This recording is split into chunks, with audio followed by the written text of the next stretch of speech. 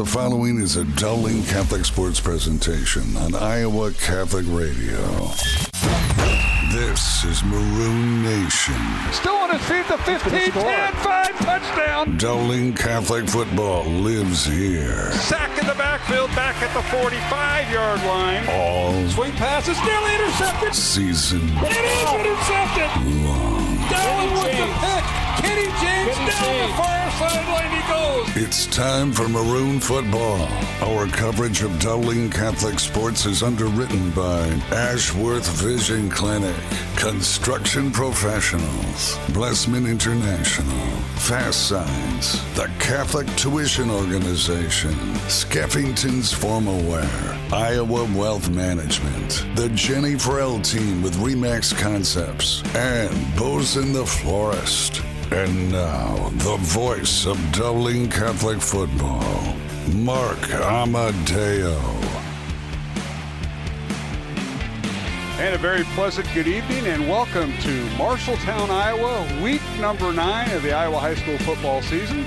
Alongside Matt Mandring, I'm Mark Amadeo. We have no sideline reporter tonight. It's just high school football, old style, Matt. Old style. Dowling and Marshalltown. First time these teams have met since 2010, and we're here tonight for the Bobcats. It is their final regular season game. They will not qualify for the playoffs, and for Dowling, well, the Maroons looking to advance in the playoffs because they right now are the number 1 seed.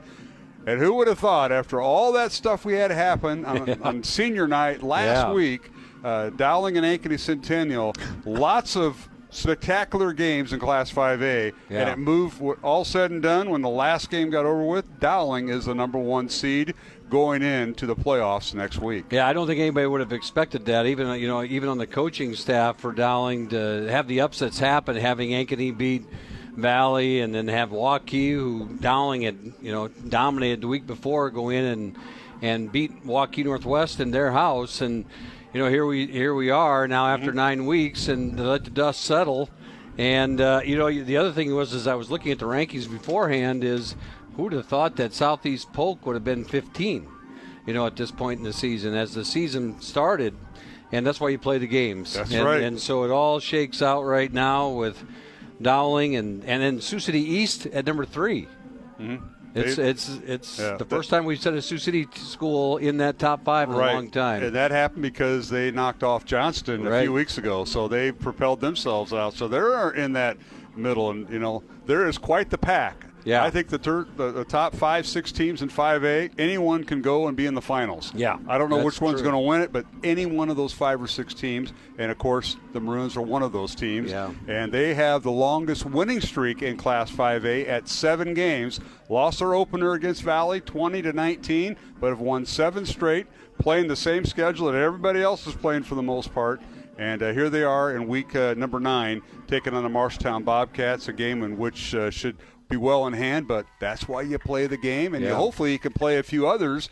I think the Maroons had a JV game or a sophomore game that got canceled, so may get some more kids in there. Yeah, get some kids in there. That's why I try to have an accurate roster, because you never know who's going to get in, Matt. Yeah, and the thing through 5A tonight is there are a lot of games where you have a very highly ranked team versus a team on the bottom of those rankings, and so you don't look at too many of the games in the 5A pod or 5-day district that are going to be really too contested tonight. You don't see too many of them that you'd say, oh, okay, that should be a great game. But there's quite a few teams that are kind of hovering around that number 16 seed, and if Dowling stays at number 1, which we think they will, who's going to be their opponent 1 week from tonight? Tom Wilson thinks it might be West Waterloo. That would be a rematch.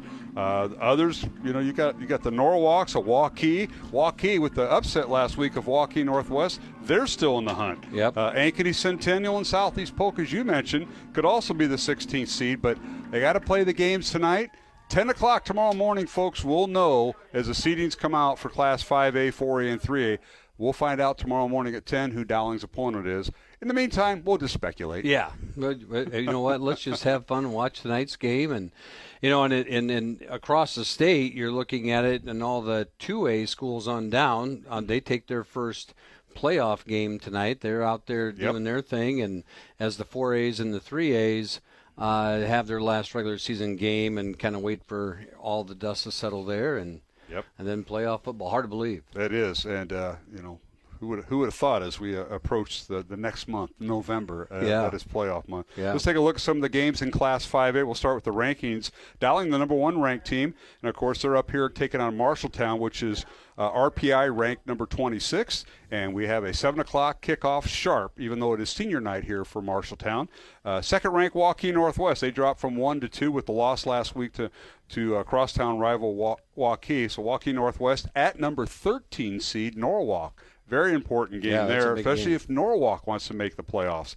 Sioux City East, the 3 seed, as you mentioned, Matt. They're at number 31 seed Ames tonight. Other games has Muscatine at 4-seeded Iowa City Liberty. Roosevelt is at 5th-seeded Johnston. Other games has number 6 Ankeny on the road at Council Bluffs Lincoln. Cedar Rapids Jefferson at 8th-seeded Cedar Falls. 9th-seeded Dallas Center Grimes at Cedar Rapids Kennedy. Kennedy at a number 24 seed. Very slight playoff possibilities left for them. A lot of things would have to happen for Kennedy to get the 16th seed.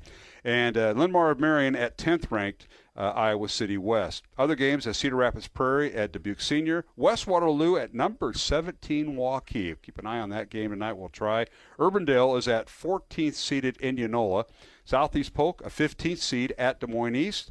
Sioux City North at Centennial, Ottumwa at Iowa City High, and Dubuque Hempstead at Bettendorf. Those are all the 5A pairings matchups tonight for Week 9 in district and maybe non-district play. This is a district game for Dowling. Last week's game was not, as right now we're seeing the seniors for Marshalltown being introduced, and under head coach Adam Goodvin and his 9th year, and there are 21 seniors they are introducing on senior night. Always an emotional night. Some of these young men will be playing their final high school football game because the Bobcats are not going to the playoffs. So we're going to see a lot of final game finality tonight for some of the Marshalltown Bobcats. Yeah, and it is something that stays in your head. And I mean, I remember my last football game playing, and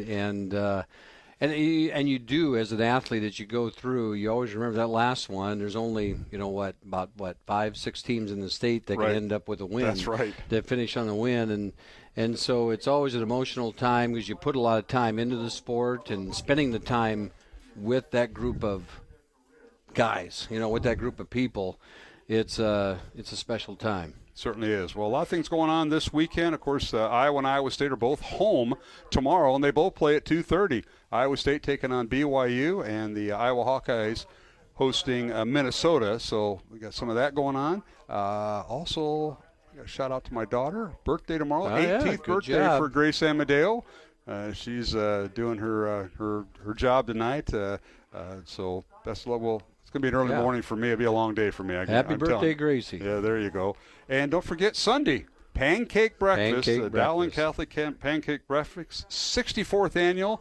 You and I will both be mixing it up. Yep. They're going to probably put me right by Ron Gray, and he's going to have that state championship golf trophy. Yeah. And I know he's going to get batter on it, but he's going to bring it. And he should. Yeah, we'll be there right away to kick it off. And I encourage anyone, if you thought about it, if you hesitate, still go down there. It's a great time. It is. And, it's just a little bonding time. And we got a lot of kids doing a lot of different things there. There's usually the band and the choir's doing a little something, and a lot of student activities, and a good place just to go see a bunch of Dowling alumni. Absolutely. It's almost like a reunion of sorts for all the classes. Right. All right, we're going to take a break. I caught up with head coach Tom Wilson of Dowling Catholic earlier, and we're going to talk about last week's game with Ankeny Centennial, this week's game up here in Marshalltown. So stay tuned. We're radio only tonight.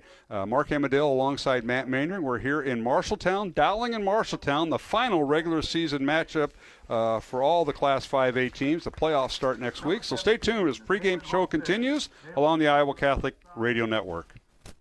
Men, have you considered a life of service to the church as a permanent deacon? Bishop William Joensen of the Roman Catholic Diocese of Des Moines has issued a call to inquiry for the next permanent diaconate formation class. If you know of any men in your parish that you think would be a potential candidate, please encourage them and their wives, if married, to attend an upcoming informational meeting. For meeting dates and times, email vocations@dmdiocese.org. That's vocations@dmdiocese.org.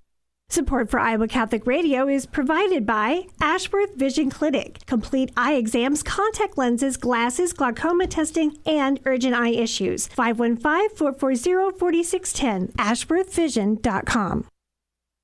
Support for programming is provided by Construction Professionals, serving customers through a proven process, creating unique design, functionality, and artistic beauty. Construction Professionals is a Catholic family business built on a strong foundation. CPCustomHomes.com.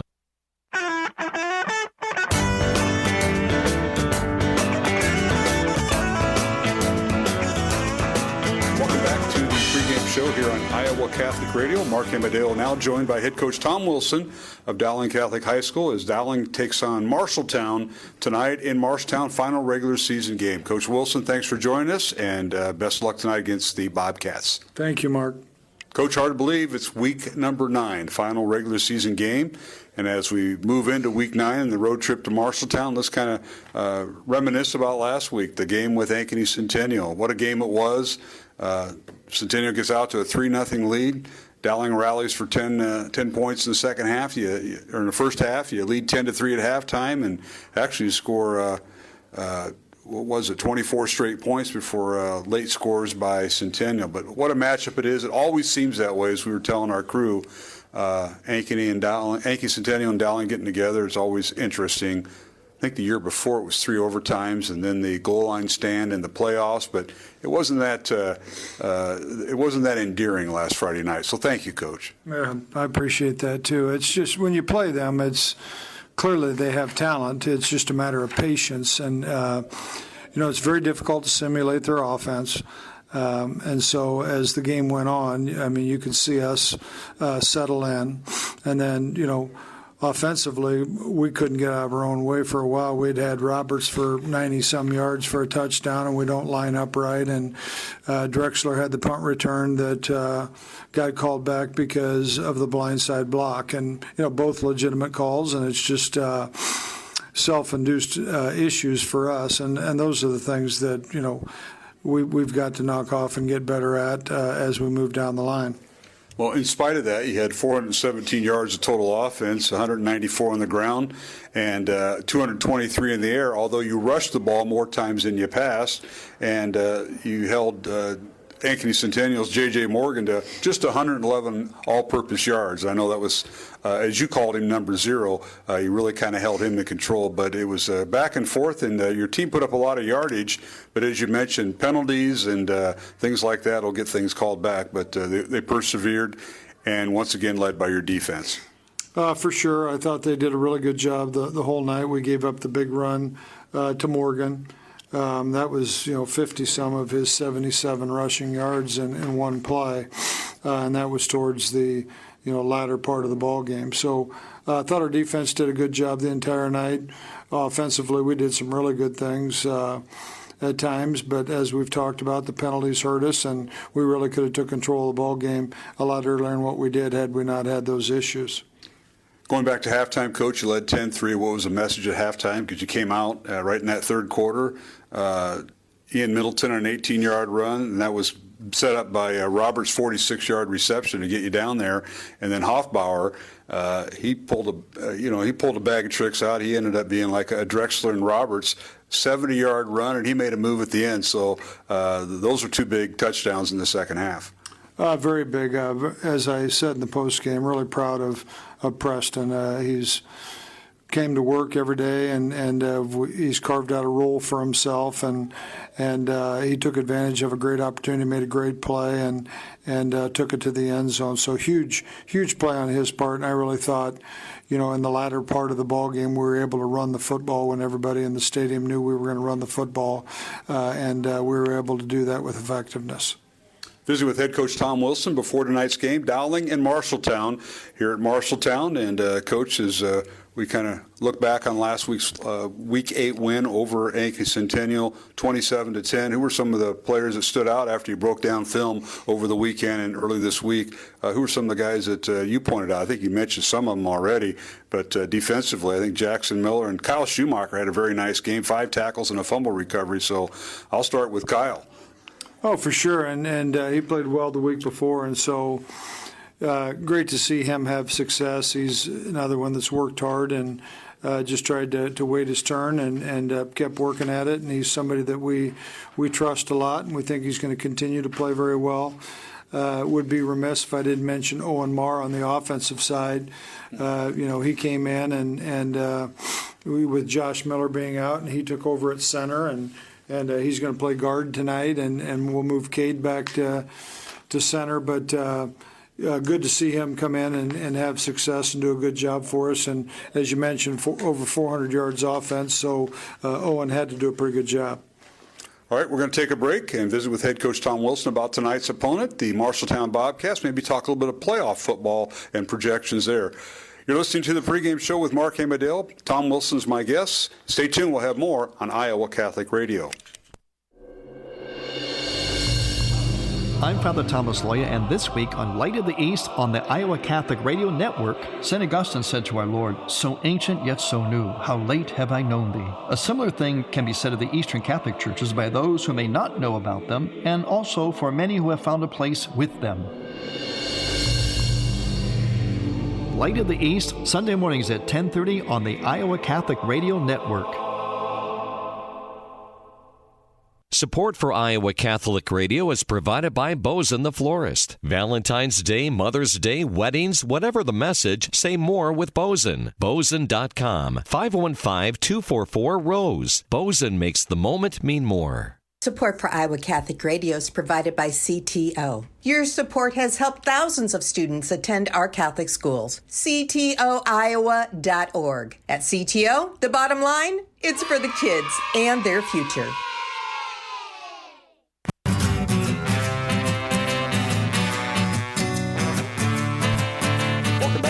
The pregame show here on Iowa Catholic Radio. Mark Amadale.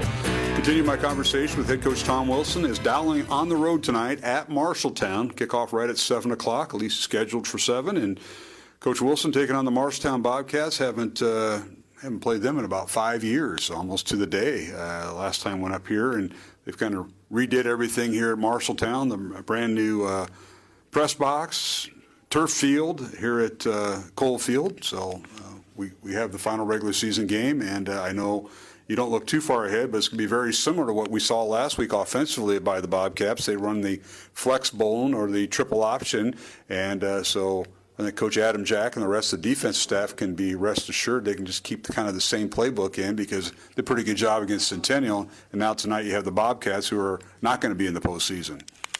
Yeah, a little bit more quarterback run. Their quarterback is their leading rusher, and that's the triple option part of it, but they're going to bang the fullback into the line of scrimmage, and the quarterback will read it, and he'll either keep it or pitch it from there, and it just takes assignment football, and again, they might pop one here or there. I think it's something we're going to have to get used to as we go, but looking forward to that challenge. Again, it's tough to simulate in practice, although I think our kids have done a pretty good job, and we'll face a 3-4 out of their defense going against our offense, which, we've seen some of that, but nobody that's as exclusive as what Marshalltown is. And Coach, being Week 9, final regular season game, anything different as far as your approach? The playoffs are next week. You get a host. You probably host. You got to get through round 1, but you'll host both rounds if fortunate. Your thoughts on that and preparing for that? And obviously, I'm not sure if you had a JV game or not this week, but get some kids in that maybe didn't get a whole lot of opportunity and get a good look at maybe someone that can help you down the line this year. Yeah, I think the big thing for us is to come out of the game successfully and healthy. And, I think you'll see a few different faces in there tonight. But the bottom line is we have to take care of some business. And I think that's been, a big part of the challenge because, RPIs come out each week and people start making guesses of what's going on. And we've got a game we have to play, and we need to play well and so we can get some momentum towards those playoffs. Coach, kind of go through with how it's going to work, especially Saturday morning when the game's over. Tomorrow morning, you're going to 10 o'clock. Everybody's going to get their assignments, and then you go from there. Obviously, now you don't have to exchange film in the middle of the interstate like in the old days. Now everything is on Huddle, and you just got to make sure you can get video from that. And I think that usually works pretty well. But then setting up your opponents, and I know you got enough math guys on this coaching staff or have access to them. But what's the projection? You know Dowling's going to host, and we talked about it last week, playing at Mediacom Stadium for the second straight year. Yeah, these projections, as you know, can go haywire if one game goes this way or one game goes that way. But if we take care of business, we should be the number one seed. Then you've earned the right to face the 16 seed. So it just comes down to, okay, who's the 16 seed going to be?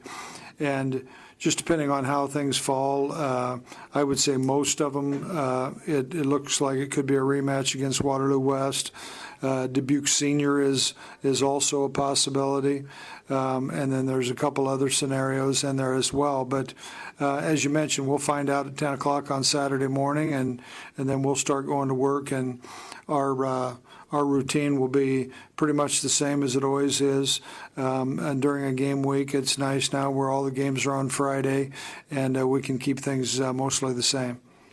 Well, Coach, appreciate you visiting with us tonight. And reminiscing last week, senior night, and boy, what an introduction. It was like a 45-minute pregame, and I thought the flag was going to come out, so you must have said something to the officials because we had the rain delay. So that caused a very interesting start last week, and we didn't bring it up at halftime or in the postgame, but I just wanted to throw that out there. I noticed. Oh, I noticed as well, and we'll make changes going forward. Coach, thanks, and we look forward to talking to you. We probably won't talk to you because we're not going to have a sideline guy there tonight, but best of luck tonight against Marshalltown. All right, thank you.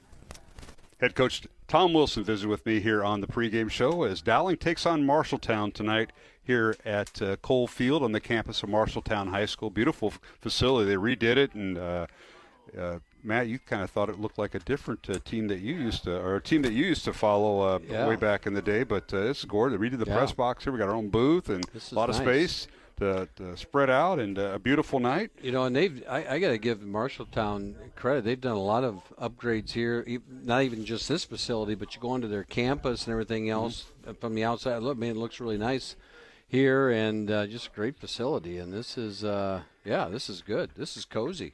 So Dowling's going to be doing that, Michelle too. doesn't have to worry about me standing out in the cold. No, we're nice and cozy, warm in here. I had to take my coat off. It got a little too warm. But Dowling's going to be doing something like this, too, except it's not going to be football-related. It's going to be a brand-new gymnasium, a campus area for the students, and another gym. So we're not going to be last, but we are going to be progressing towards that. So I like that. Forward. Yeah, I like that. You know, and as I get to look at the plans, and we get to sit there, and we're playing around with a few things yet, and it is exciting to try and give that south side that facelift that it needs. And the people before us did such a great job of giving that facelift to the northern side of the building, the academic side, and it's a beautiful space. And our kids get treated. You're proud to bring guests in. And look at that, our classroom area, the narthex, the chapel, just beautiful. And then you go to the south end, and you're thinking, I don't want my enemies to go into those locker rooms. Some of them, they're a little warm. Suspect. Yeah, they're a little warm. And, and the reality is, in 1972, when that place was built, how many girls' sports were there? Not many. No, if any. There might have been girls' basketball just starting then. And so those things weren't taken into consideration when that part of it was built, that you'd have this many sports, this many girls' sports, that our kids are participating in all the time. And other activities. Yeah. And that's why that student lounge, that student area that's going to be attached with the gym is going to be magnificent. Dowling will have that. Yeah. I know you'll be out there turning dirt here, hopefully pretty soon. I'd love to see it in the middle of winter, but I think it's going to be more towards spring, summer. It would be the summer, So that's going to be awesome. But they've done that. They've done that here at Marshalltown. They have Cole Field, which is just to the east of Marshalltown's high school, right next door, and of course the Roundhouse, which is very similar, same model as the Lincoln Roundhouse, which is where I kind of grew up in that neighborhood. And they've redid the Roundhouse. I was in there for a sub-state basketball game. Phenomenal what they did with upgrades. And the football field, brand new track, field turf, and a brand new press box. We each have our own. We got plenty of space, and it's not Valley Stadium, but it's very nice. Very nice. And we got a pretty good night to be here. We do. All right. Great night for football, and you get to the end of October, and you're thinking, this could be a little. And it's cool, but it's really. This is football weather in Iowa right here. I don't know if we've got any Dowling fans over there. There's a few over there, and they might want to wave. We're right across from them, so they can wave. But we're going to have football week 9. Hopefully, get a lot of players in. Yep. You know what? Marshalltown's finishing their season tonight, and they're not going to go down without a fight. It'll be good, and we know how that works. All right. Again, you're listening to the pregame show here on Iowa Catholic Radio. No live stream tonight. We're up here in Marshalltown, Iowa. Dowling and Marshalltown. The Maroons come in with the Class 5A's longest winning streak at 7 games. The Maroons are 7-1. Marshalltown at 3-5. Back with the kickoff coming up along the Iowa Catholic Radio Network. Iowa Catholic Radio is 105.5 KIHS, Perry, Des Moines, 89.3 KDVM, Mason City, and 89.9 KCSL, Spencer, Spirit Lake, or anywhere on the Iowa Catholic Radio app.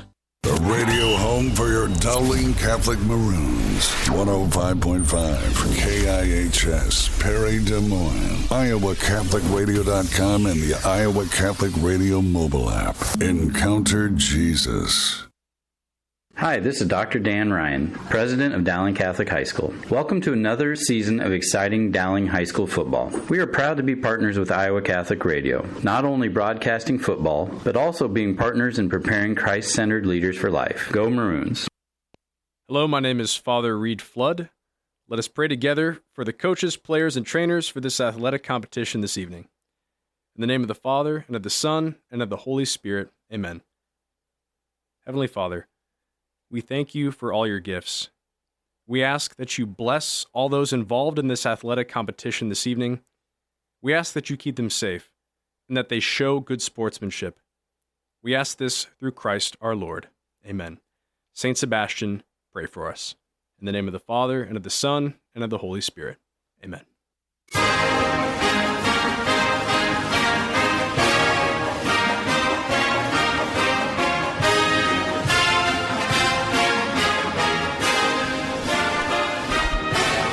Welcome back to Marshalltown, Iowa, as we get set for high school football tonight along the Iowa Catholic Radio Network. Still going through some pregame ceremony. Marshalltown introducing their 22 seniors on their team on their senior night, along with cheerleaders and support staff. So that has just concluded. Marching band playing the national anthem. So the teams will go get out, and I'm sure they'll have a little bit more of a pregame. We could be able to stretch, but Matt, we're about ready for football week 9 because the playoffs are upon us in 1 week. We are, and this is an exciting time of year for the coaches, and you get into a night like tonight where you're sitting there one step away, and you're doing a few things, because I think Dowling's kind of assured where they're going to be at.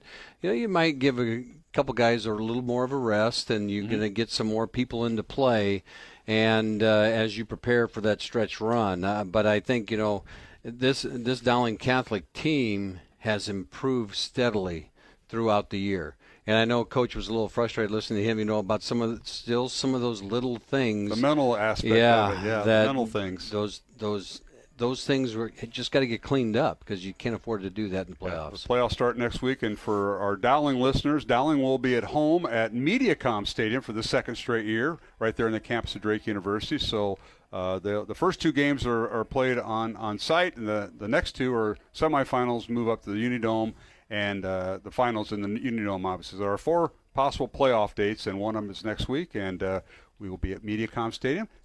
To be announced as the opponent, we have no idea. We have speculation. We have math majors trying to figure it out. But if we had a weekend like last Friday night where all these upsets happen, all these great games, double overtime at Southeast Polk. A lot of things happening. So we won't know. That's why they say 10 o'clock tomorrow morning. It'll be official. You sit there as a coach all week. You're planning for the game that you have that Friday night, but then you always have this map. And I even remember back in my days in Wisconsin, you had this map of the whole state. Because what they did up there was they take the whole state.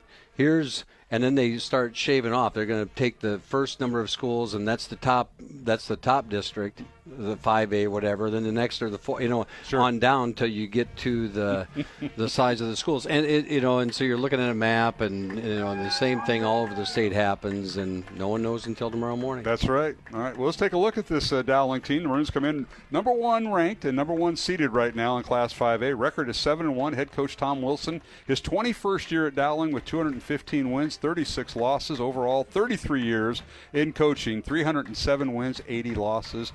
Maroons will start on offense with quarterback Joey Nahas, a 6-foot, 190-pound senior. He has thrown for 18 touchdowns to just 4 interceptions and 1,705 yards. Wow. And he's over 1,000 yards. And Ian Middleton with probably 1 carry tonight. Ian's at 978. I'm a little facetious. He's just under 25 yards. He'll be over 1,000 yards. So how about that when you get that? And then, unfortunately, Jeffrey Roberts is not going to play tonight. He's got just under 750 yards receiving. So Sam Drexler, Preston Hoffbauer, Jimmy Nahas, and Leighton Oldfield will all play. Oldfield at tight end. He will take the place of Quinn Schmolbach, who's out tonight. So Schmolbach will not play, and neither will Josh Miller for Dowling Catholic. Also out is Maddox Coppola, who is out with injury. So they're going to rest them and get them ready for the playoffs. So we'll talk about a new starter at safety when we get to the defense. Offensive line, still the same somewhat, although Cade Cross, is going back to center, and Owen Marr is going to right guard,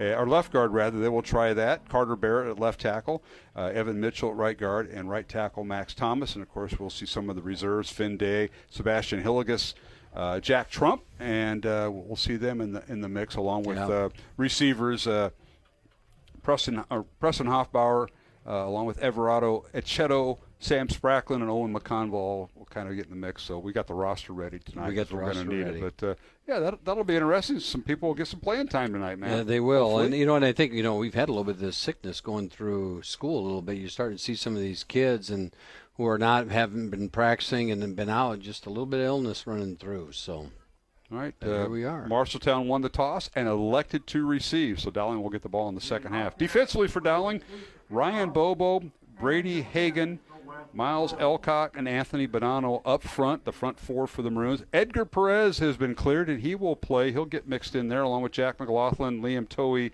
and Ian Middleton may play a little bit of defense tonight. Linebackers, Kyle Schumacher, along with Jackson Miller, Carlos Blunt, and Joel Sanko. Jordan Watson and Jeremiah Robertson, the corners, and the free safety tonight, the sophomore, Gavin Gardner-Smith, 5'10", 155 sophomore, will take the place of Maddox Coppola, who will be held out tonight along with Jeffrey Roberts on the offensive side. So those are some of the changes. We will see Sam Drexler back in punt return and kickoff return. Not sure who's going to be back there with him in kickoff returns. And I'll tell you what, Henry Smith's done a nice job at not only being the backup tailback along with Grayson Pennington, but Smith averages about 38 yards a punt. He's done a nice job this year when needed. Yeah, and one of the kids, I know the coaches are excited that Edgar Perez is going to get a chance to get on the field. He's one of those kids they were high on at the start of the year, gets injured in the scrimmage.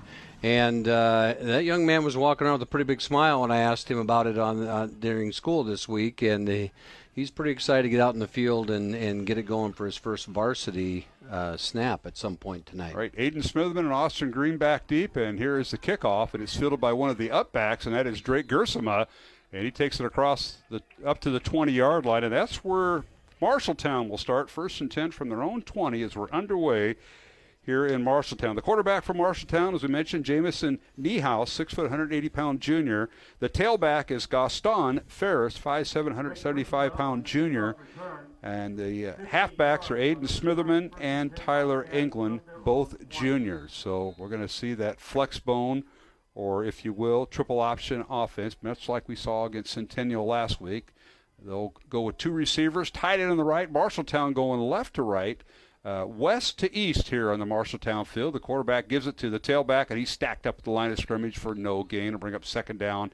They have lost a yard. Nope, they're going to put him back at the 20. 2nd and 10 now for the Bobcats. Yeah, straight dive play out of that.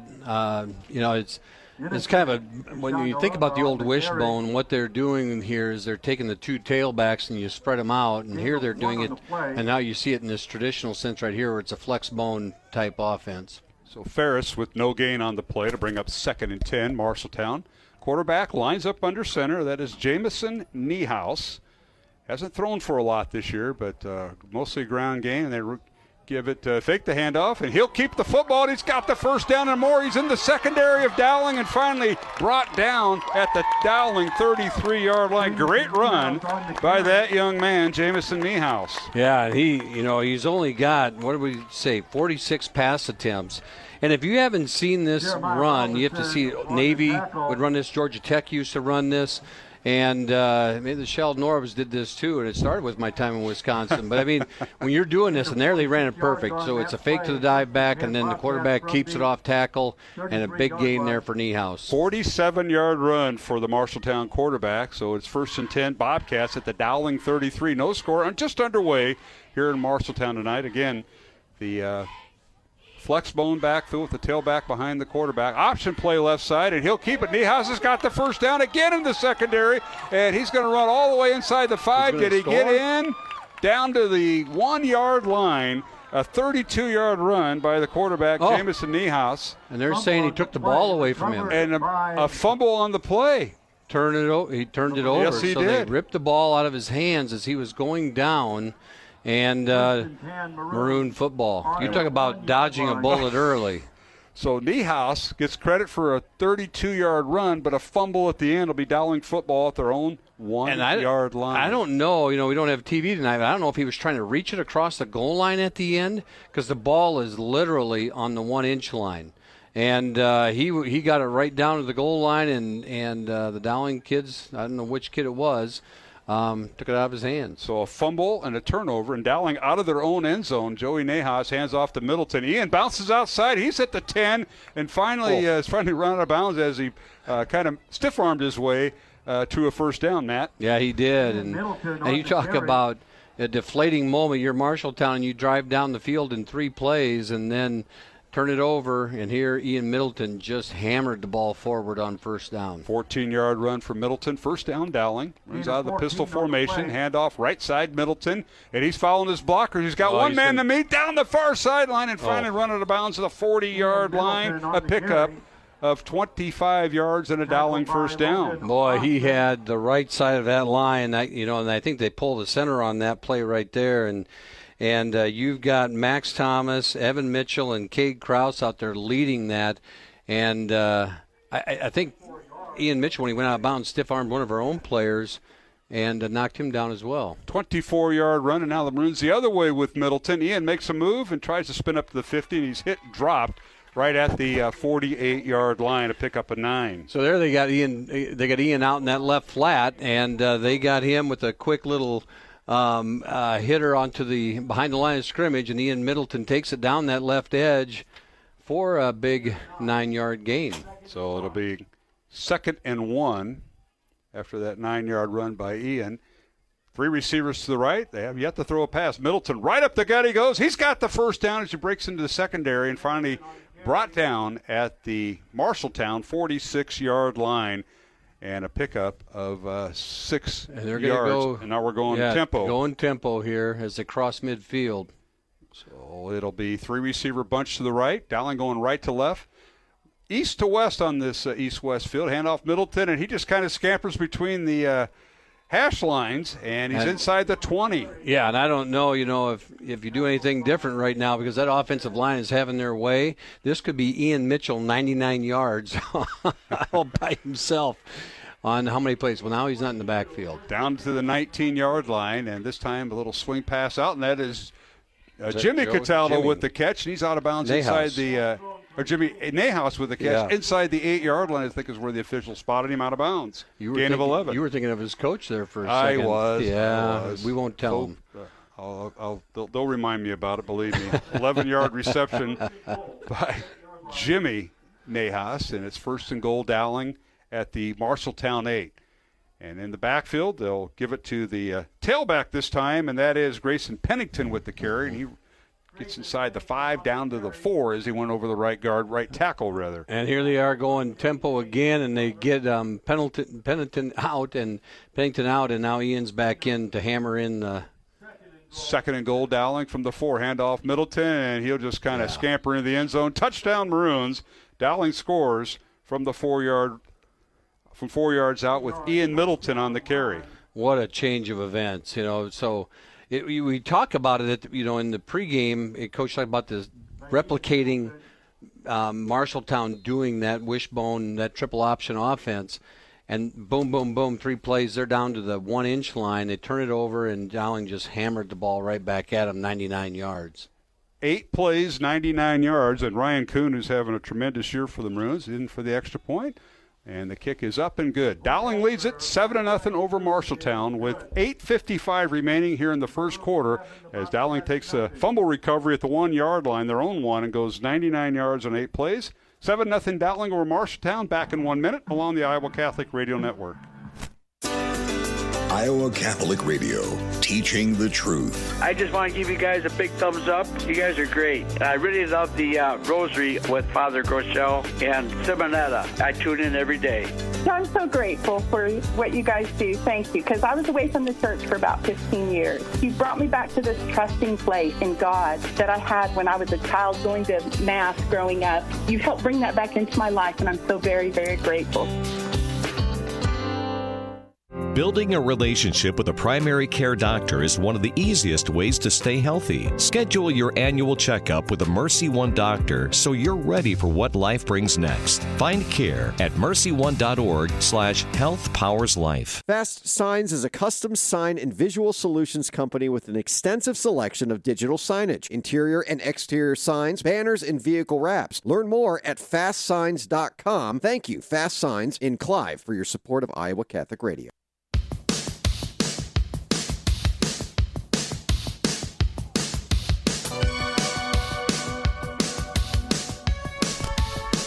All right, we're back here at Marshalltown High School. The kickoff by Dowling, and now they're going to run the reverse as they give it to Aiden Smitherin.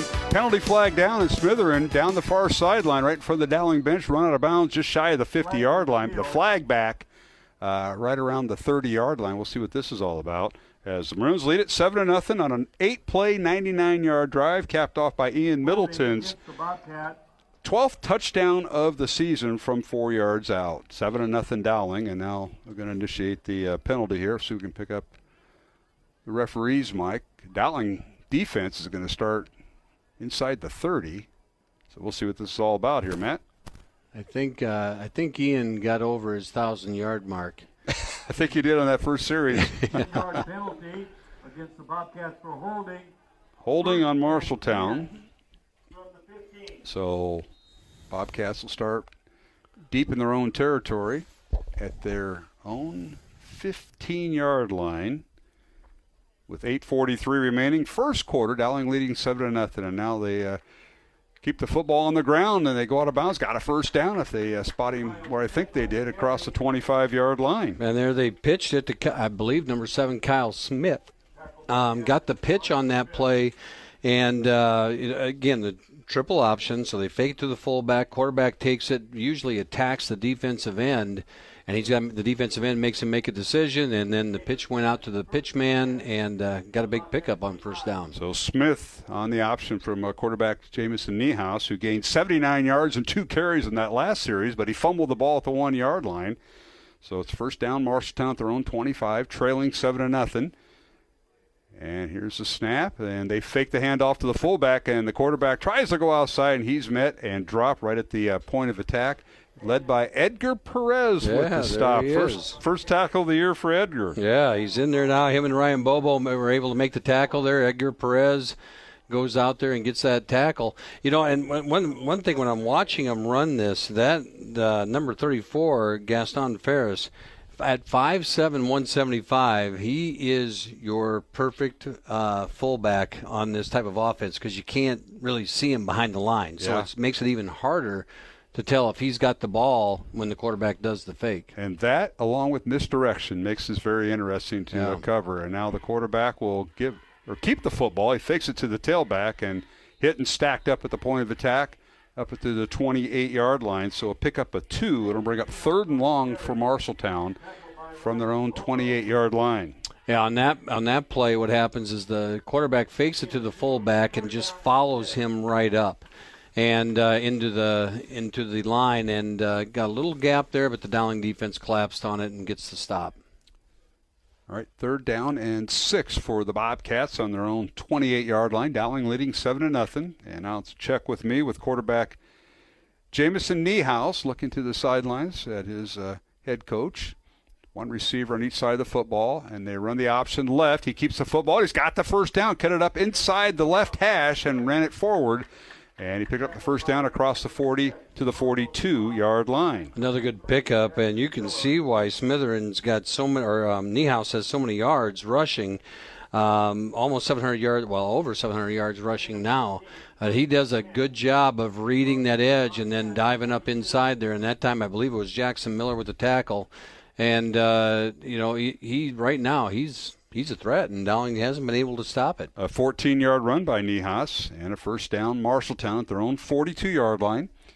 Niehaus under center as they do not work out of the shotgun, and he gives it to the tailback, breaks a tackle, and finally spun forward. That's Gaston Ferris with the carry up to the 48-yard line, a gain of 6. And again, he spun through there. Gaston Ferris did. Hard to tell if he's got the football or not, and then Carlos Blount finishes him up.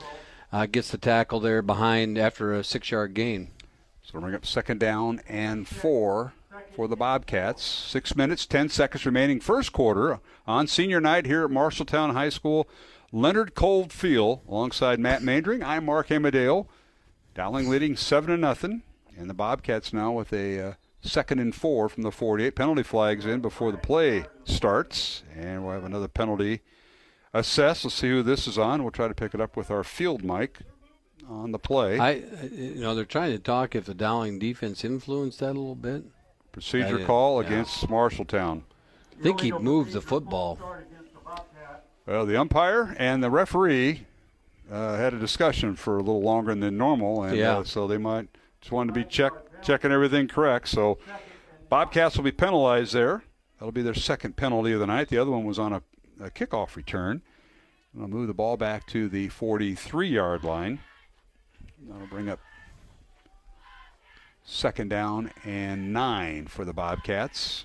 Again, quarterback under center, one back in the backfield. The halfbacks are behind the tackles, and they run a handoff, little sweep, if you will, and the ball carrier stopped right at the 45-yard line. Nice penetration that time by the Dowling defense, and they stopped him in his tracks, and that was Gaston Ferris. One of the things that makes it hard on this type of an offense is penetration in the gaps, and the Dowling defense got some of it there. That front of Bobo, and we've got Elcock or Brady Hagan and Edgar Perez and Anthony Bonanno up there. They got a little pressure, and that makes it hard to run those options. And how important is not only that, but the front four, but assignment football in this type of offense that Marshalltown runs. Bobcats come out with a tight end on either one right or left side, this time tight end right. And the tailback, they fake a handoff to him, and the quarterback will keep it, and that is Niehaus, and he gets up to midfield, so he'll gain 6. Then he'll bring up 4th down and 2 for the Bobcats at midfield. Yeah, and that was Bonanno at the bottom of the pile and Carlos Blount finishing it off, but not before he got a couple yards. Niehaus did, and they're going for it here on 4th and 2, and you'd expect this from a team that's got nothing to lose. And now ball is snapping. Now players are still going. Referees, no flag down, and now there is a flag. They're going to wave this whole play off, I'm sure, but I didn't see a flag come out. So, I don't think so. I think the ball was snapped. And so then there's no illegal motion. It was a live ball. Yeah, because no flag came out, and it, just like everybody, half the players stopped. The Dowling tackled, and the rest of the offense for Marshalltown just stood there. But the center must have snapped the football, and that's what happened. And you don't know if it was one of those things where, sometimes on a quarterback sneak, what you'll say is, just the quarterback will tap the center, and only the center will know that the ball is being snapped, and you tell the lineman to watch the ball so they all blow off at the same time. And I think only the center knew what was going on there, and the quarterback. All right, first down Dowling from the 49 of Marshalltown. Handoff Middleton right up the gut, and he gets a big chunky yardage. Inside the 40, he's got the first down at the Marshalltown 39, a pickup of 10 for Middleton, who's over 1,000 yards, as you mentioned on that last series on the season. Yeah, Ian Middleton made a nice little move side to side, and that's one of the things that's grown for him this year that I didn't think he had in him, and he's really blossomed in that arena, just being able to do that little sidestep. Back to throw is Nejas, and Joey fires it out. It's caught on the far sideline. First down Dowling as a receiver is tripped up inside the 30, and that is his twin brother, Jimmy Nejas, on the reception. There twice, and already in this first quarter, those two have hooked up for a nice little gain. We're coming back here. And everybody's walking backwards trying to find out where the flag was, and the flag must have been picked up, holding on Dowling apparently. They're going back 10 yards. Yeah. So the Maroons will start back where they started, the 49 of Marshalltown. That's where this drive started. Yeah. And I didn't see the flag come out, and it's hard to see unless it was on one of the receivers out there, because it was that quick pass, and usually it ain't going to happen at the offensive lineman. That's going to be a receiver hold. All right, Sam Drexler split out wide left, and he'll go in motion. It'll be first and 20 for Dowling from the 49. Back to throws Nejas, fires out, and the pass is caught. And they get back to the original line of scrimmage inside the 40 down to the 39-yard line. And reaching out for the catch that time was Preston Hoffbauer for the Maroons. Preston Hoffbauer, who had a great game last week. He had the big play, and there he makes Joey showed off that arm again, just zinged one in there, and nice pitch and catch for the Maroons. 10-yard gain, second down now, Dowling, 2nd and 10. Back to throw Nejas, has plenty of time. Looks right, throws right, fires it out, and it's caught. And tackled right at the end of the play is Jimmy Nejas. Jimmy Nejas again. And Jimmy Nejas on that one's running off the corner. The corner's giving such a cushion that he breaks it off and comes back, and his brother put it right on him with a nice gain there with that pass. Down to the 26-yard line, gain of 13. 1st and 10, Dowling. Ball on the Marshalltown 26, and now Nejas will keep the football, and he just follows a blocker, and he kind of, tries to slide, but he gets down to the 17-yard line. They'll spot him for a gain of 9. And this offensive line is just driving people forward as they move down the field. So it'll bring up 1st and 10 Maroons. And again, they keep it on the ground, the handoff, and going inside the 15 down to the 11-yard line. A shoe fell off, and they're going to retrieve that. Ian says, I can put it on quick. Nope, and he's going to come off. He ran that distance with one wheel. And they're going to replace him with Grayson Pennington in at tailback. So Dowling has Drexler split out wide right and Nejas wide left. And we got a timeout on the field. We'll take one ourselves. Timeout Marshalltown, our score. 2:26 to go first quarter. It's Dowling 7, Marshalltown nothing. Maroons in the red zone. We'll come back after this break along the Iowa Catholic Radio Network.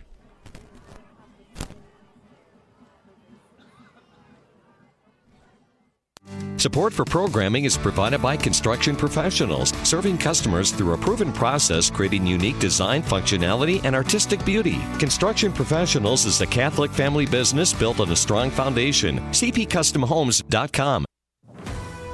Lumen Media of the Diocese of Sioux City Office of Communications offers diocesan news each Friday. Here's what's coming up in Lumen Notes. A Catholic school looks to raise $28.5 million for a major building project. A diocesan pastor receives a life-saving organ transplant. Bishop Keener celebrates his first white mass for healthcare workers in the diocese. See these features and listen to Illuminating Catholics in the next Lumen Notes.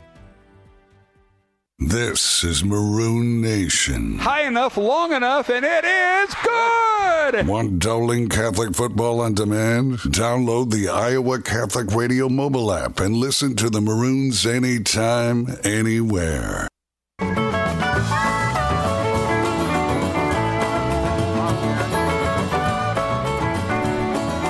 right, we're back here at Cole Field. Here in Marshalltown, the campus of Marshalltown High School. Now a penalty assessed to Marshalltown as we resume action after the Marshalltown timeout. So the ball is now on the 6-yard line after the penalty. A handoff goes to Middleton. Right up the gut he goes. He's going to walk into the end zone. Touchdown Maroons. Ian Middleton, his second touchdown of the night with 2:22 left in the first quarter, and the Maroons up 13-0.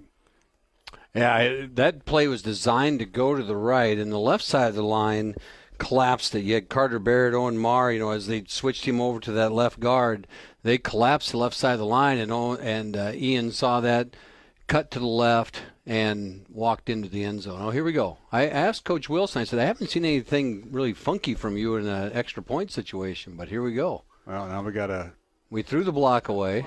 I don't know if we have a flag on the 2-point conversion. The Maroons busted out of their field or their extra point formation, and they sent Ryan Kuhn as a receiver to the left. That's what you were talking about. And I think the backup quarterback, which is LaCava, went under center. Yeah. And everybody's pointing down there in the Dowling sideline. So there's somebody was not in the right spot. Got to have enough people in the line of scrimmage, I think. Did they call a timeout? Because there's no penalty. No.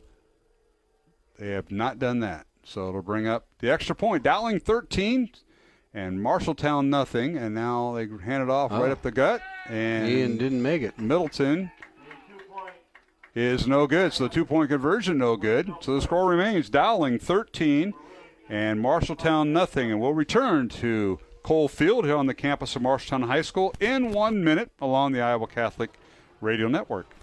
This is Dale Ahlquist with a Chesterton Minute.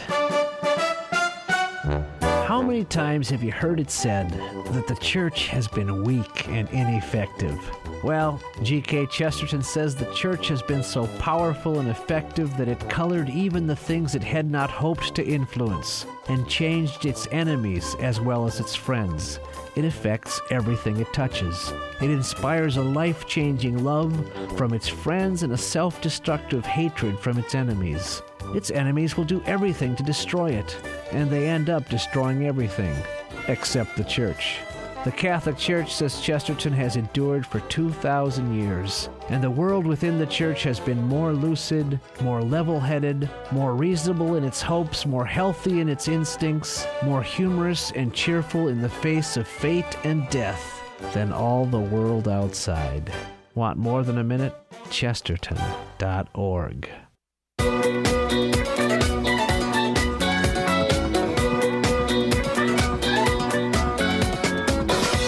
Back here at Marshalltown High School, Ryan Kuhn set to kick off. Dowling leading 13-0 on a pair of Ian Middleton touchdown runs of 4 and 6 yards. The Maroons' 2-point conversion was no good. Now a squib kick by Kuhn picked up at the 25 by one of the upbacks for Marshalltown, and he swarmed under, and that is Aiden Smitherman. And I'm going to say his forward progress stopped at the 28-yard line. That's where the Bobcats will start, 1st and 10, with 2:12 remaining. Here in the first quarter, Dowling leading 13-0. Maroons that time, Matt, 6 plays, 49 yards, capped off by Ian Middleton's 6-yard run. Jimmy Howard on the stop there on that kickoff, and the 5'10 sophomore was in on there and made the stop, and so there we go. The Bobcats, and I'll tell you what, that quarterback might have over 100 yards, and we're not even out of the first quarter yet. We're talking about Jamison Niehaus running that the offense, that triple option offense, and now they keep it on the ground and just diving across the 30 up to the 31-yard line is the quarterback Niehaus. And now that you see the Dowling defense starting to get the timing down again as they start to get the speed of it, I've been impressed as I watch Marshalltown and the speed that they run this offense. The timing is really good up front. And I just think the size of this defensive front from Dowling is just a little too much for their offensive line to handle right now. All right, one receiver on each side of the football. Quarterback is under center. That's Jamison Niehaus. The tailback is Gaston Ferris, and the halfbacks are behind the tackles. So Niehaus under center, and he's going to follow his fullback, and he's hit and drop it. Do we have penalty flags down? We do. It'll be a penalty against the Bobcats, apparently. Defensively for Dowling, we mentioned Ryan Bobo, Brady Hagan, Miles Elcock, and Anthony Bonanno, but Edgar Perez has been cleared, and Edgar is in the mix there along with Jack McLaughlin in the front four, Kyle Schumacher, Jackson Miller, Carlos Blunt, and Joel Sanko, the linebackers, with Jordan Watson and Jeremiah Robertson, the corners, and Gavin Gavin Gardner-Smith, the 5'10 sophomore, gets the start at safety tonight as Joey Coppola is being held out, along with Jeffrey Roberts on the offensive side for Dowling being held out of this game. Right. Just one score update I've got. Waterloo West was leading 7-0, but the last score is now 7-7 with Waukee. All right, back to the ground they go, and they keep it on the ground and hit and drop back at the 30-yard line, or up to the 30-yard line, to bring up 3rd down and 9 for the Bobcats, and that again was the quarterback, Niehaus. Yeah, and there they went back, and again we said they've only thrown 46 passes in 8 games. He's had 46 attempts, and right there they dropped back to pass. Didn't make an attempt, and he had to eat it for the play. So to bring up 3rd down and 9, final 30 seconds of the first quarter. Dowling leading 13-0 here on Week 9, the final regular season game. Playoffs will be next week, and we'll talk more about that as we get to halftime. And now they run the triple option again. They run with the quarterback, left side, fakes the picks, keeps it, and gets up to the 33-yard line, gain of 3, and that'll bring up 4th down. Believe that was Bonanno and Jackson Miller. Also, it looked like Gavin Gardner-Smith came up and helped on that play right there. So they get to stop for the Maroons as the clock runs out in the first quarter. So we've come to the end of the first quarter here at Marshalltown with the score. Dowling Catholic 13, Marshalltown nothing, along with Matt Maindring. I'm Mark Hamadale, back with the second quarter in 1 minute along the Iowa Catholic Radio Network. Iowa Catholic Radio is supported by our listeners and business underwriters as we connect people to Christ while bridging the gap between the church and the marketplace, seeking God in both. If you own a business that you'd like to use to help further this mission, email me, august@iowacatholicradio.com, and we encourage you to thank the many businesses who choose to underwrite programming on the Iowa Catholic Radio Network. Your presence is vital as we participate in the church and the marketplace, seeking God in both. Support for Iowa Catholic Radio is provided by Skeffington's Formal Wear, in business since 1951, with locations in Des Moines, West Des Moines, Coralville, and Ankeny. Skeffington's Formal Wear, fitting you for life celebrations. Online at skeffingtons.com. Support for Iowa Catholic Radio is provided by Ashworth Vision Clinic. Complete eye exams, contact lenses, glasses, glaucoma testing, and urgent eye issues. 515-440-4610. ashworthvision.com.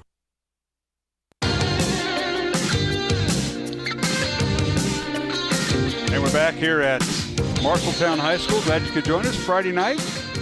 High school football. Marshalltown 4th down from their own 33. High snap, but the punt is blocked by the Maroons. And on the recovery is Jackson Miller with the block, and the Maroons are going to score a touchdown. How about that? Miller with the block, and who got it down there, Matt? Yeah, Jackson Miller with the block and the recovery. There you go. He gets the block and the recovery and runs it in, and with only 10 seconds gone in the second quarter, they get their second touchdown, or third touchdown. We'll call that about a 15-yard block punt return for Jackson Miller.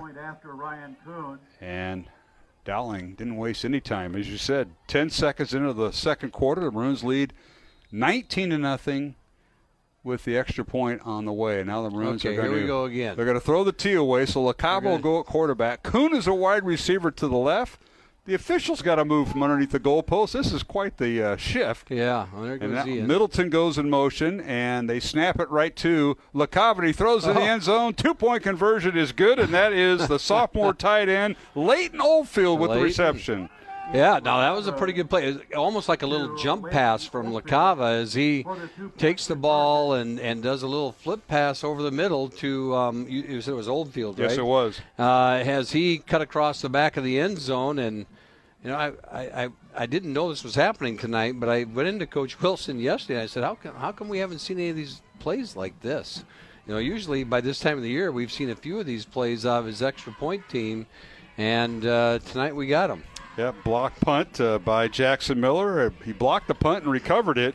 Logan Hoffman was the punter for Marshalltown, and he had it blocked and took it into the end zone, and Dowling up 21-0 with 11:50 remaining here in the first quarter. We want to thank our supporters of Iowa Catholic Radio. They include Bozen the Florist, Ashworth Vision Clinic, Construction Professionals, Catholic Tuition Organization, Skeffington's Formal Wear and Fast Signs in Clive. And, of course, Iowa Wealth Management is our Red Zone sponsor. Iowa Wealth Management, a fee-only investment advisory firm helping clients grow and protect their wealth. Learn more at iowawealth.com. Our thanks to the Glazer family, John and Libby, along with Becca in the office. We appreciate their support here on Iowa Catholic Radio. No sideline report tonight, so our Jenny Farrell sideline report will be inactive tonight. We want to mention Jenny Farrell team, helping generations of Dowling Catholic families for over 30 years.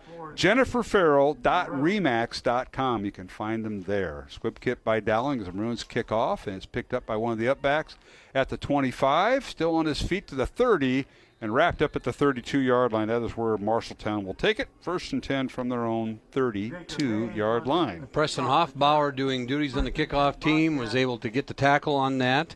And I've got one score update that I know one person listening wants to know, and then Van Meter is up 21-0. Your wife, Lisa. Yes. Mm-hmm. Yeah. Didn't she watch it on the live stream at home? She was going to watch the live stream, but I think she'd rather listen to your voice. Yeah, I doubt that. I doubt that. She just wants to know how I'm going to set you up with some question tonight that you may or may not answer. That's right. Can we talk about what we talked about in the car? I guess I don't know. No, we better not. Yeah. All right, handoff goes to the tailback, and that is Gaston Ferris, 5'7", 175-pound junior, from his own 32-yard line, gets it across the 35 to the 36 for a gain of 4. Again, that's the fullback dive off that, trying to keep everybody honest and make that threat viable, and handing it off to Gaston up there up the middle, and nice little gain on first down. It was. 2nd down, 6 coming up for the Bobcats. They do a check with me. Again, they'll put their halfbacks behind the tackles, one back in the backfield. That is Ferris, the quarterback, who's had quite the first half, over 100 yards, I'm guessing, for Niehaus. Hand off Ferris, and the play is going to be stopped before it goes. Yeah. Everybody stops after the handoff, and it will be procedure call against Marshalltown. Just a quick. Somebody started too quick. Yeah, and, with this offense, when you're running that flex bone offense, it is such a timing thing, and the motion that's going with it. In the old wishbone offense, you didn't have that type of thing. It'd just be straightforward. This is a little more of a threat, but it's got a lot of guys in motion all the time, and you run the risk of having somebody leave just a little bit early. All right, some scores. Valley leading Des Moines Lincoln 35-0 after 1 quarter of play. Ankeny leading Council Bluffs Abraham Lincoln 28-0 in the first quarter. And now here's a handoff to Ferris. Right up the gut he goes and gets across the 35 up to the 36-yard line. So you got some of those penalty yards back. Gain of 5. Yeah, and there he followed the fullback right up the middle and got a nice little gain on first down. Or second down, I'm sorry. Niehaus, the quarterback. Yep. Followed the fullback. Yep. So let's see. All right, 3rd down and 6 for Marshalltown. Niehaus back to throw for the first time. Fires the ball out. The pass is caught, but shy of the first down up to the 40-yard line. He'll pick up 4, but needed 6 for the first down. Yeah, and that was a great play there. Great tackle by Jeremiah Roberson, who was able to get up there and make that play short of the first down. And, when you're running those plays, you want your receiver to run past the stick, a yard or two and come back to that 10-yard line. And there he just cut it off a little bit early. Made the completion, but well short of the first down. All right, into punt is Logan Hoffman from Marshalltown. Stands back at his own 25. Good snap. And Dowling has the return set up. Because Sammy Drexler hasn't touched the ball tonight. And they kick it out of bounds in front of the Dowling bench, and that didn't go very far. That did not go very far. Angling out of bounds. We'll see where the officials spot it. So with 9:24 remaining here in the first half, Dowling 21 and Marshalltown nothing. Alongside Matt Maindring, I'm Mark Amadale. They're going to spot the ball at the Dowling 45-yard line. So that'll be a 15-yard punt with no return, as the Maroon offense will take over from their own 45. For the Dowling offense, they did show some tempo in that first quarter, and now we'll see how they come out as we got, it looks like Pennington in the backfield. And they'll swing the pass out. It's caught and up to the first down at the 45. Nice reception that time by the Maroons, and that's Oldfield again with the catch. Yeah. Oldfield, nice catch there on first down. Nice throw out there by Joey, and a big play to get things started in this drive. And it's 2nd and 1. They spot him out of bounds at the 46 of Marshalltown, so a 9-yard catch by Oldfield. 3 receivers right, back to throw is Nahas, and penalty flags down, and it happened right in front of the side judge, right in front of us, where the 3 were bunched up. Drexler, Jimmy Nahas, and Hoffbauer. Something happened there. Yeah. Illegal formation against Dowling, so that'll move the Maroons back to midfield. All right, an early score from Waukee Northwest. Norwalk and Northwest are tied at 7 in the latest score that I can see. At the end of the first quarter, it's 7-7. All right, little swing pass to Drexler. It's caught, and Sammy can't get out of the grass with a defender. Great job in the open field by Jordan Hayes with the stop back at the 44-yard line. So a loss on the play for Dowling of 5 yards on that pass play. You're right. That was a great play by him as he was able to get out there and not give Sammy any room to run after that catch, and a loss on third down or on second down, making it 3rd and long. Nahas out of the shotgun. 3rd down, 11 Dowling. They fake the handoff. Back to throw Nahas. Has time. Looking. Fires the ball downfield. Threw behind his intended receiver. Incomplete. Drexler was the intended receiver, and he threw it behind him, so it'll bring up 4th down for Dowling. And the Maroons will punt from their own 44-yard line. The Marshalltown defense holds there. Yeah, they did. And a little more pass in that series there from the Maroons. And Joey, I think, had thoughts of, can I get to 10 yards on the ground? And there was a little bit of a mess in front of him. He saw Sammy to last minute, threw it out to him, but just behind him for the incompletion. So Dowling will punt the ball away. Jackson Smith in it, punter. And back deep is Kyle Smith. And Smith gets it away off the side of his foot, and it goes out of bounds inside the 40 of Marshalltown. So both punters have had their problems tonight. And Jackson Smith, not a very long punt. And let's see where they place the ball for Marshalltown. But the Bobcats will take over with 8:23 left to go here in the second quarter. Dowling 21, Marshalltown nothing here on Iowa Catholic Radio as we're live from Marshalltown tonight. Week 9, final regular season game in Class 5A football. And here defensively again now, the Maroons, as they come out, they're going to look to get a 3-and-out and try to get that ball back with 8:23 left. Miles Elcock back in the ball game here for this series. And Brady Hagan, Perez, and Bobo. 16-yard punt that time for Dowling and Jackson Smith, and now they run the triple option to the left. They try to get outside, does the quarterback, and he gets outside the numbers, and he stays in bounds, and little or no gain. Let's see where they spot him down. I think it'll go down as a sack for Bobo. Back to 37, loss of 2. Go ahead, So Matt. he did the ball fake. He rolled out a little bit, and Ryan Bobo just chased it down, and he ran out of time. Good coverage downfield. He didn't have where he wanted to go. He has about 2 options on that play, and the defense secondary did it. Loss of 2. It's 2nd down and 12. Niehaus under center. Now he does a check with me with his head coach, Adam Goodvin, 9th year at Marshalltown.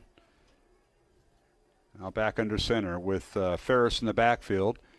And he'll keep the football. The ball's down, and Dowling's got it. Maroons recover the fumble as the ball went down initially. And that is Jackson Miller on the recovery. Yeah, he's going to try and go for the hat trick here pretty soon. We still don't know who recovered that fumble on the first play. Correct.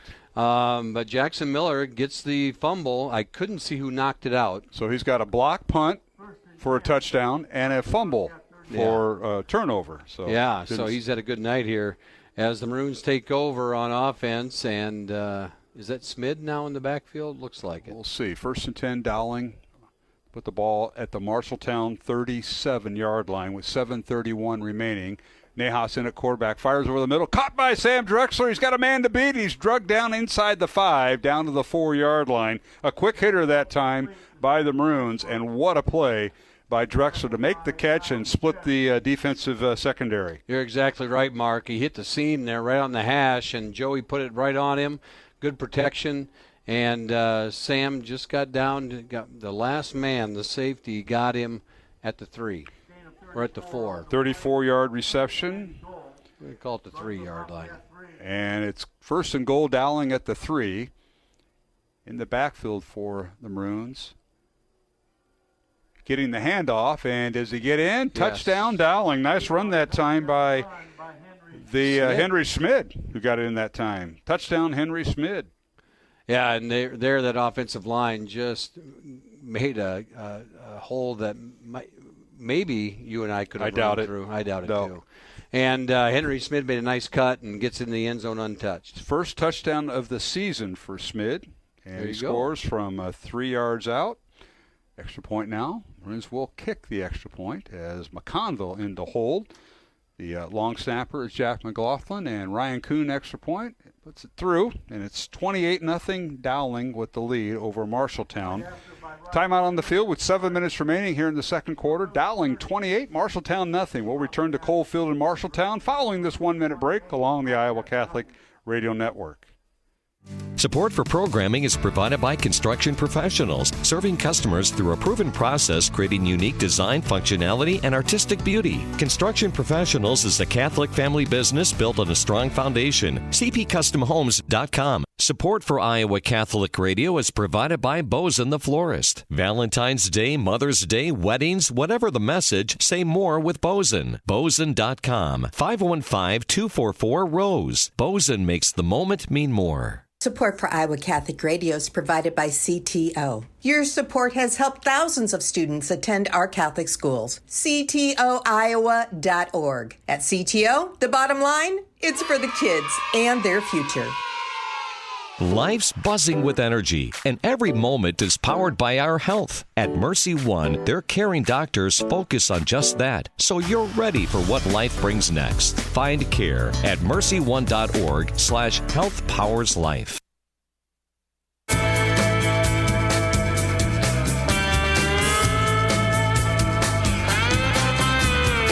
right, we're back here at Marshalltown, and Ryan Kuhn will kick off, fielded by Marshalltown.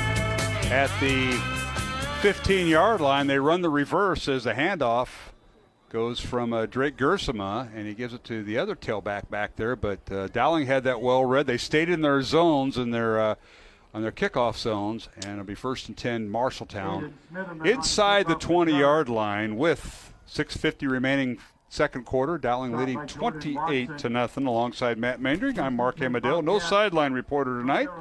But we'll be back next week. Dowling will be at home at Mediacom Stadium for the first round and hopefully the second round of the playoffs. The first two playoff games are on site, and then the semifinals and finals go to the Unidome in Class 5A. So Jordan Watson made the stop there for the Maroons on that play.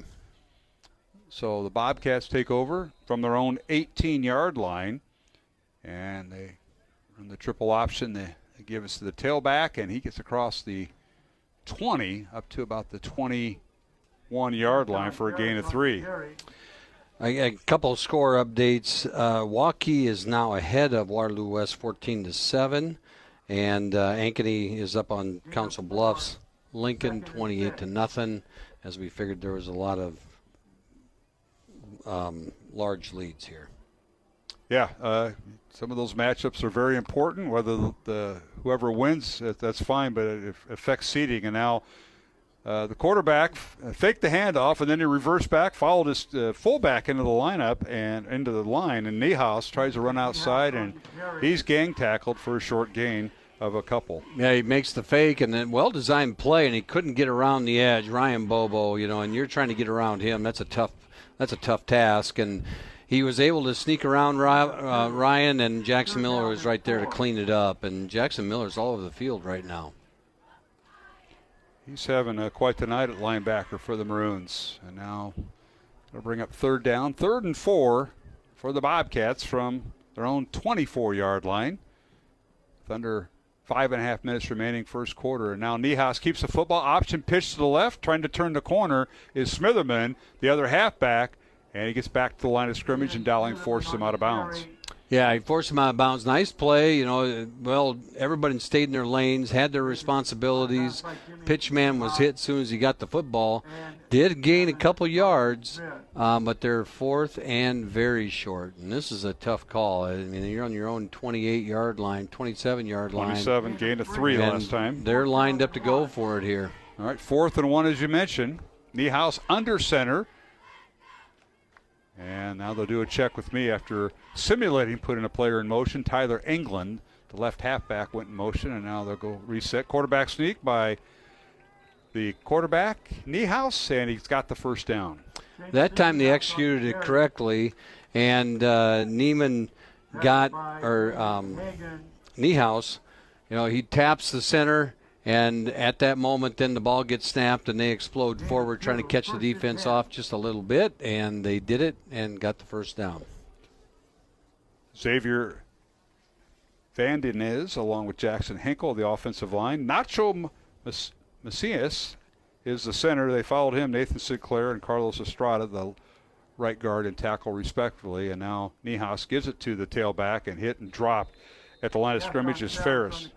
Immediately he got consumed at the line of scrimmage, and you're trying to run into Brady Hagan and Edgar Perez. That's a tough challenge there, too. And those two smother the play with Jackson Miller on top again. A 1-yard gain. Yes. That is tough with the offensive line. 2nd and 9. Left tackle, 215 for Marshalltown. 260 is the left guard. 220 is the center, Macias. 350 is the right guard. 350-pound Nathan Sinclair. And 270 is Carlos Estrada. Back to throw is Niehaus. Fakes once, and now will keep the football. And he's trying to just go under the radar, and he's hit and dropped. Might have got a yard up to the 31-yard line, but good defense by the Maroons. They kept that first pass away. He had to tuck it under. Yeah, he did. And then Brady Hagan got the arms around him, and Brady Hagan, pretty good wrestler, by the way. And once State runner-up. Once he got his arms around him, all of a sudden you could see the legs go, and it was drop-down time. But wrestlers don't wrestle. They wrestle, they're just in their uniform. They don't have any pads or anything on. Yeah. It's a little bit different out here. I think Brady's figured that out, though, because a year ago he was offensive guard. Yeah. Remember? Yeah. It's taken him a little while, but he's really come on as the year has gone on and really blossomed in that defensive line. All right, toss play, right side, and that's England trying to get outside the numbers, and Dowling had that well read. Look who's over there. Yeah. Big number 90, Ryan Bobo, strung that out all the way to the Dowling sideline on the far side. Yeah, that 5'11", 220-pound senior just ran that play down and extended the line of scrimmage and tackles the pitch man for a loss, it looks like, on that play, and Marshalltown's back to punt again. Well, somebody other than Sam Drexler is back deep for Dowling, and I believe it is Max Blankenhagen. It's right where we can't see the number. Yeah, close. Oh, it's blocked again. Blocked again, and it's going to be picked up by the Maroons and now kicked out of bounds. It was Sam Lorico who had it, and he tried to pick it up, and I think was doing a little scoop and score, but it kicked it out of bounds. Now the officials will get together. Inside the 15-yard line is where Dowling will have it. Yeah, Sam Lorico, the senior linebacker, was trying to scoop that thing up. He said, I saw Jackson Miller do this a little bit ago. And he was going to try and scoop and score and couldn't quite get the grips on it before it went out of bounds. So with 2:32 to go here in the first half, Dowling offense on the field, a first down at the 13-yard line of Marshalltown. That's where they said was kicked out of bounds off the block punt. And quarterback is Joey Niehaus, and the give is to the tailback, and scrambling through there is Grayson Pennington, and he gets up inside the 10, down to the 9-yard line, gain of 4. Gain of 4, big tackle by John J.J. Schoenfelder. And he stuck him at the line of scrimmage, and would you say this is Pennington this time? Yep. Well, unless they've switched them around, Dowling's going to bring in an extra that was fullback. Pennington. That's Cooling in at fullback. He's also the H-back. And he's going to line up, Cooling will line up the H-back on the left side, right outside the left tackle. And they'll bring another tight end on the right side, and now they're going to they're going to just kneel down. So Dowling will kneel down with 1:45, the game clock running. That was strange. And there's coaches, I think, he's going to get the field goal team out there. He may want to try a field goal. We'll see. It'll bring up 2nd and 6 for the Maroons. Yeah, maybe. Loss of 6, third down and 12. And, Nahas took the loss. He just knelt down. Yeah, I don't know if he felt like he couldn't get a handle on the football and just ended up taking a knee.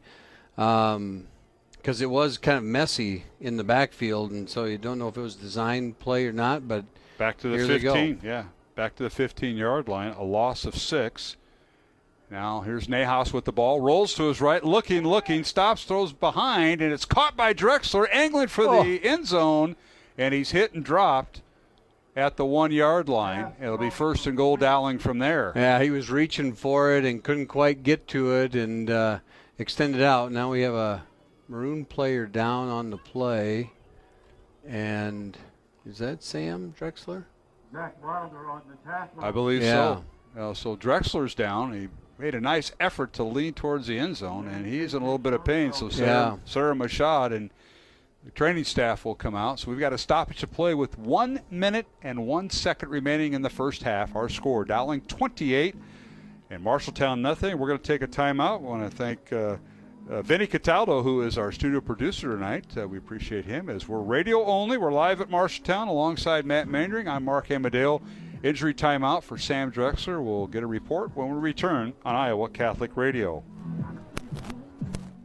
Support for Iowa Catholic Radio is provided by Bozen the Florist. Valentine's Day, Mother's Day, weddings, whatever the message, say more with Bozen. Bozen.com, 515-244-ROSE. Bozen makes the moment mean more. Powered by you. This is listener-supported Iowa Catholic Radio, 105.5 KIHS, Perry, Des Moines, 89.3 KDVM, Mason City, and 89.9 KCSL, Spencer, Spirit Lake. The radio home for your Dowling Catholic Maroons, 105.5 KIHS, Perry, Des Moines, IowaCatholicRadio.com, and the Iowa Catholic Radio mobile app. Encounter Jesus. When you hear this, and a pick six to start it, touchdown Dowling, you know it's the Maroons. Your home for Dowling Catholic football, 105.5 KIHS, Iowa Catholic Radio.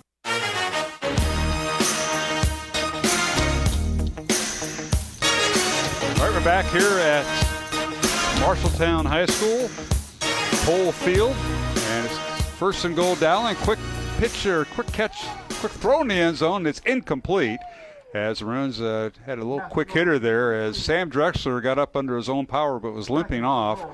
And Nahas' pass to the left side of the formation on a quick post was incomplete, trying to see who the intended receiver was. It's that slot receiver right there. Yeah, he won't turn and look at us. And that was Hoffbauer. So. Don't they know they have to turn and look at us so we can call their number? They don't. Second and goal Dowling from the 1 with 50 seconds to play in the first half. Maroons up 28-0, and now we got a timeout. And timeout Marshalltown. So we'll keep it here with 50 seconds remaining in the first half. Again, Dowling leading Marshalltown 28-0 alongside Matt Mandring, Mark Amadale. I want to thank Fast Signs and Clive, Skeffton's Formal Wear, and the Catholic Tuition Organization. And the Maroons are in their red zone, the Iowa Wealth Management Red Zone, a fee-only investment advisory firm helping clients grow and protect their wealth. Learn more at iowawealth.com. Our thanks to the Glazer family, John Glazer and Libby Glazer Johnson, and, of course, Becca back at the office. We appreciate their support. Reminder, next Friday night, we'll be on there at 6:30 from Mediacom Stadium. Dowling will be in the first round of the Class 5A football playoffs. The opponent, we'll find out tomorrow morning at 10 o'clock. So if you're not doing chores, the final Saturday of the downtown Des Moines Farmers Market, if you're not doing that, Matt, with Lisa, check in. We might know who Dowling's opponent is. All right, I got it. The score update, Waukee is now up on West Waterloo 21-7. And I think the winner of that game is in. Yeah. And we'll see. And now here's Nahas. Handoff Pennington. Grayson goes in. Untouched touchdown. Grayson Pennington from a yard out. So I think, Mark, that young Mr. Cade Krause went in untouched. The center. He was looking to block somebody, and Pennington crawled behind him, and there wasn't anybody to block. And so they both make it into the end zone. So with 46 seconds remaining in the first half, Dowling's going to have the running clock. Pending the extra point. Yeah, okay. Don't get ahead of us, Mark. I think we did that earlier, yes. and it didn't work out very well. So All right, McLaughlin with the snap. McConville will hold, and Ryan Kuhn will try to put the running clock in play, and the extra point is up and good. 35-0 Dowling over Marshalltown with 46 seconds remaining in the first half. We'll take a break and come back with the kickoff here on Iowa Catholic Radio.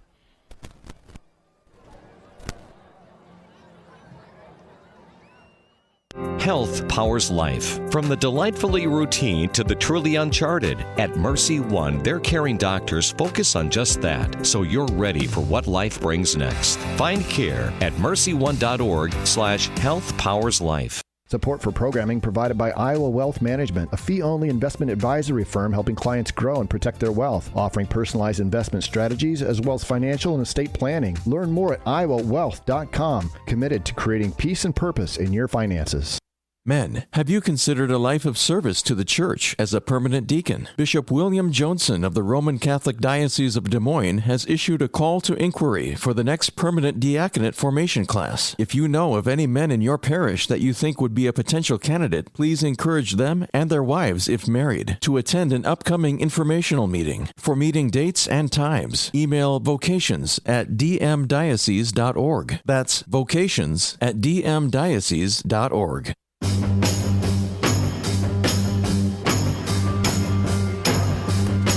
All right, back here at Marshalltown High School, Cole Field. Here's the kickoff by Ryan Kuhn. High end over end kick. And it'll be fielded by Marshalltown at the 13. On the return, right side, along the hash, Drake Gersema, and he's finally brought down just shy of the 30-yard line as Dowling goes 5 plays, 13 yards, capped off by a Grayson Pennington 1-yard run for a touchdown. And for Grayson on the season, that is his 3rd touchdown run of the year. Earlier, Mr. Schmidt had a touchdown, and that was Henry Schmidt with his first touchdown run of the year. And Ian Middleton has a pair of touchdown runs back in the first quarter. So Dowling with 4 rushing touchdowns by 3 different running backs. And oh, by the way, Jackson Miller, a block punt and a return for a touchdown. And Pennington's touchdown was set up by Sam Lorico's block punt that they marched in. So there you go. Oh, yeah. And now Marshalltown, the final play of the first half from their own 29-yard line. They have a rushing play that gets across the 30, and that'll do it as we are at halftime here in Marshalltown. The Maroons lead it by the score of 35-0. So the running clock in play to start the second half, Matt, and it was all Maroons. They did it on the ground. Of course, we'll wait for our halftime stats coming from Jared Seafrick. We appreciate Jared and the Dowling stat guys that provide that to us during varsity games. The Maroons with 4 rushing touchdowns. Ian Middleton with runs of 4 and 6 yards. Henry Schmidt a 3-yard run, and Grayson Pennington a 1-yard run. And that is all in between a Jackson Miller. We have him unofficially for a 15-yard block punt return. He blocked the punt and returned it. Yes, it was all him. Yeah, it was. Carlos it was Blunt wasn't involved. Carlos is going to want credit for it, but he wasn't involved. And extra points by Kuhn. He has three extra points tonight. We had a run failed, and then we had Oldfield on a 2-point conversion on a reception from Joey Neha. So we had all that. We had a lot of stuff going on. We got a lot of stuff going on, and you know, and the crazy thing is when we started this game, Marshalltown took 3 plays and drove the length of the field, fumbled the ball at the 1-yard line on the tackle. Dowling gets the recovery and then marched down 99 yards. And then in the next series, Marshalltown effectively ran their offense again. And so they had some bright spots. I imagine their quarterback's over 100 yards rushing. Oh, yeah. And, but then after that, now the Dowling defense has caught up and really taken control of the football game. Yes, they have. And I'm just telling us, 30. So we have him unofficially for 109 yards rushing is Niehaus. He had a couple of losses in there, but I got him for over 109 yards rushing. Marshalltown quarterback in the first half. So we got some other scores coming in. I see my CISN guys have decided to include me with their group chat tonight. I've been left out. Nice. I get left out a lot. You feel like you get left out? Yeah, I do. So, all right, we do have the stats. All right, we're going to do the first half stats after we go to take a break. Yep. So we appreciate Vinny Cataldo, our studio producer on Iowa Catholic Radio, as we are radio only tonight. Next week we'll be with CISN on the playoff games at Mediacom Stadium involving Dowling. But our halftime score tonight, 35-0 Dowling over Marshalltown. We'll return to Cole Field with our halftime stats and scores from other 5A games. Along with Matt Mandring, I'm Mark Hamadale. We'll return in 2 minutes. Vinny Cataldo, 2-minute break along the Iowa Catholic Radio Network. Faith Check with Greg Ewell on the Iowa Catholic Radio Network. On this Faith Check, let's look at how reliable the Catholic Church's oral tradition is. In the modern world, oral means of communication are deemed inherently unreliable. We've all played the game of telephone, where a phrase is whispered around a circle and it comes out nothing like the original. The scholars have shown that in the ancient world, and to this day in some places, oral traditions were memorized and passed down to multiple generations without alteration. When the apostles went out to teach the faith orally, they did not whisper it in secret like the telephone game, but proclaimed it publicly to the multitudes. Oral tradition was a normal means of passing on the faith, as St. Paul says in 2 Timothy 2:2, "What you have heard from me before many witnesses, entrust to faithful men, Timothy, who will be able to teach others also." There's no evidence that a widespread change of belief took place among the early Christians. Quite the opposite. At the end of the 2nd century, St. Irenaeus wrote that while the church has spread over the entire known world, the faith has been maintained intact everywhere, something only attributable to the Holy Spirit. This is Greg Ewell for Faith Check.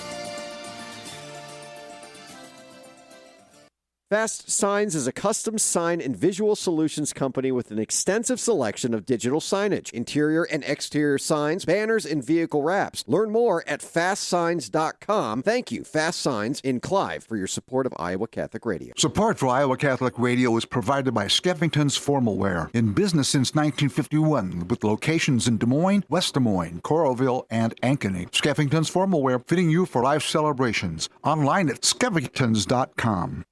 Hi, this is Deacon Dennis Lambert from the Diocese of Phoenix. When we listen to Catholic radio, we receive encouragement, strength, and most importantly, we receive the truth.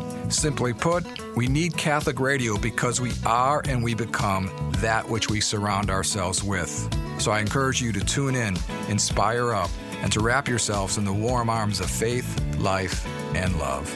Iowa Catholic Radio is needed now more than ever.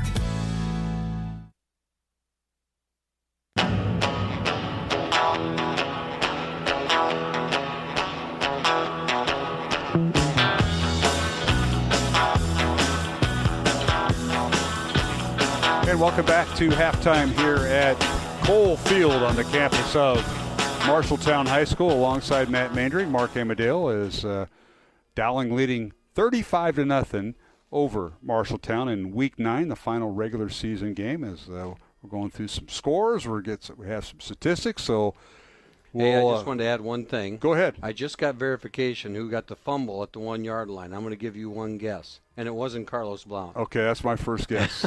Because it's always Carlos. I've been told that all year, and we all know it's a running gag. But go ahead. Jackson Miller. Oh, yeah. What a night. What a night. Well, I'll put that down. Yeah. Miller with 2 fumble recoveries and 1 for a touchdown on a block punt. And also Sam Lorico with a block punt that it led to a touchdown by Pennington. So Maroons with 4 rushing touchdowns, 2 by Ian Middleton, 1 by Henry Schmidt, and 1 by Grayson Pennington, as the Maroons had 4 touchdown runs, and then the Jackson Miller block punt for 15 yards out that he took in for a touchdown, 35-0 Dowling. So let's try to figure out Coach Seifert's stats, and here we go. Dowling with 15 first downs in the first half, Marshalltown with 8. The Maroons rushed the ball for 113 yards in the first half. Well, I bet this is, 113 yards for Dowling in the first half. And Marshalltown, 156 rushing yards in the first half. And that was all by that quarterback who had well over 100 yards. Maroons averaging 8 yards a carry. Marshalltown averaging 6 yards a carry.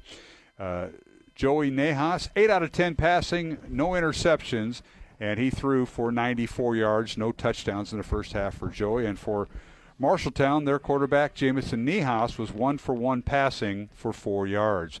So total plays, Dowling ran 24 plays in the first half for 207 yards. Marshalltown ran 4 more plays than Dowling. They ran 28 plays for 160 yards of total offense. The Bobcats had 2 turnovers. Dowling had none. The Maroons were 1 of 2 for third down conversions. Marshalltown was 2 of 6 in third down conversions. But how about this? Bobcats 2 for 2 in fourth down conversions. So that is, look at one of the stats in the first half. Individually for Dowling, Joey Nahas, 8 out of 10 passing, as we mentioned. No interceptions for 94 yards and no touchdowns. Leading receivers for Dowling, Sam Drexler, who left with an injury right at the end of the first half, 3 catches for 42 yards. Jimmy Nahas, 2 catches for 24 yards. Preston Hoffbauer, 1 catch for 10 yards. Ian Middleton, 1 catch for 9 yards. And Leighton Oldfield, 1 catch for 9 yards. And Oldfield also caught a 2-point conversion.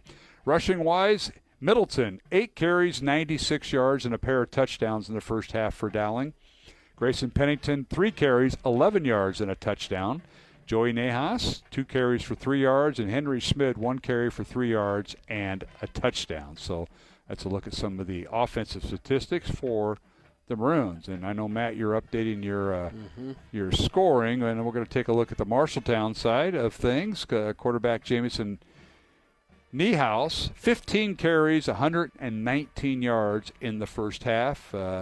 Jordan Hayes, 5 carries for 28 yards to lead the Bobcats' ground attack. So those are some of the numbers from the first half that we have it. Dowling leading 35-0 as the Maroons will start the second half with the running clock. And you got all your scores. Well, we're working on it, I tell you. You're trying to get more. That list is you got a long list. We might need to sponsor this. Yeah, I know. Let's see. I'll have to think about that. So Waukee is up on West Waterloo 21-7.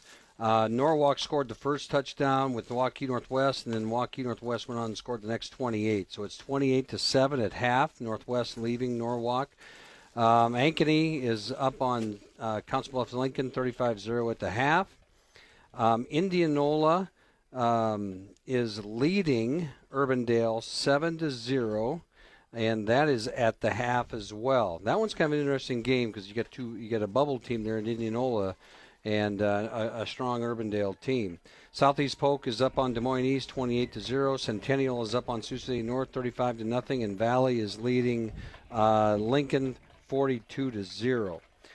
So those are the scores as we have them right now. And for my wife, Van Meter is leading 31-0 at the half. I'll bet she found their live stream because I know they live stream. Yeah, all they games. try. I don't know how that works with the playoffs. So they.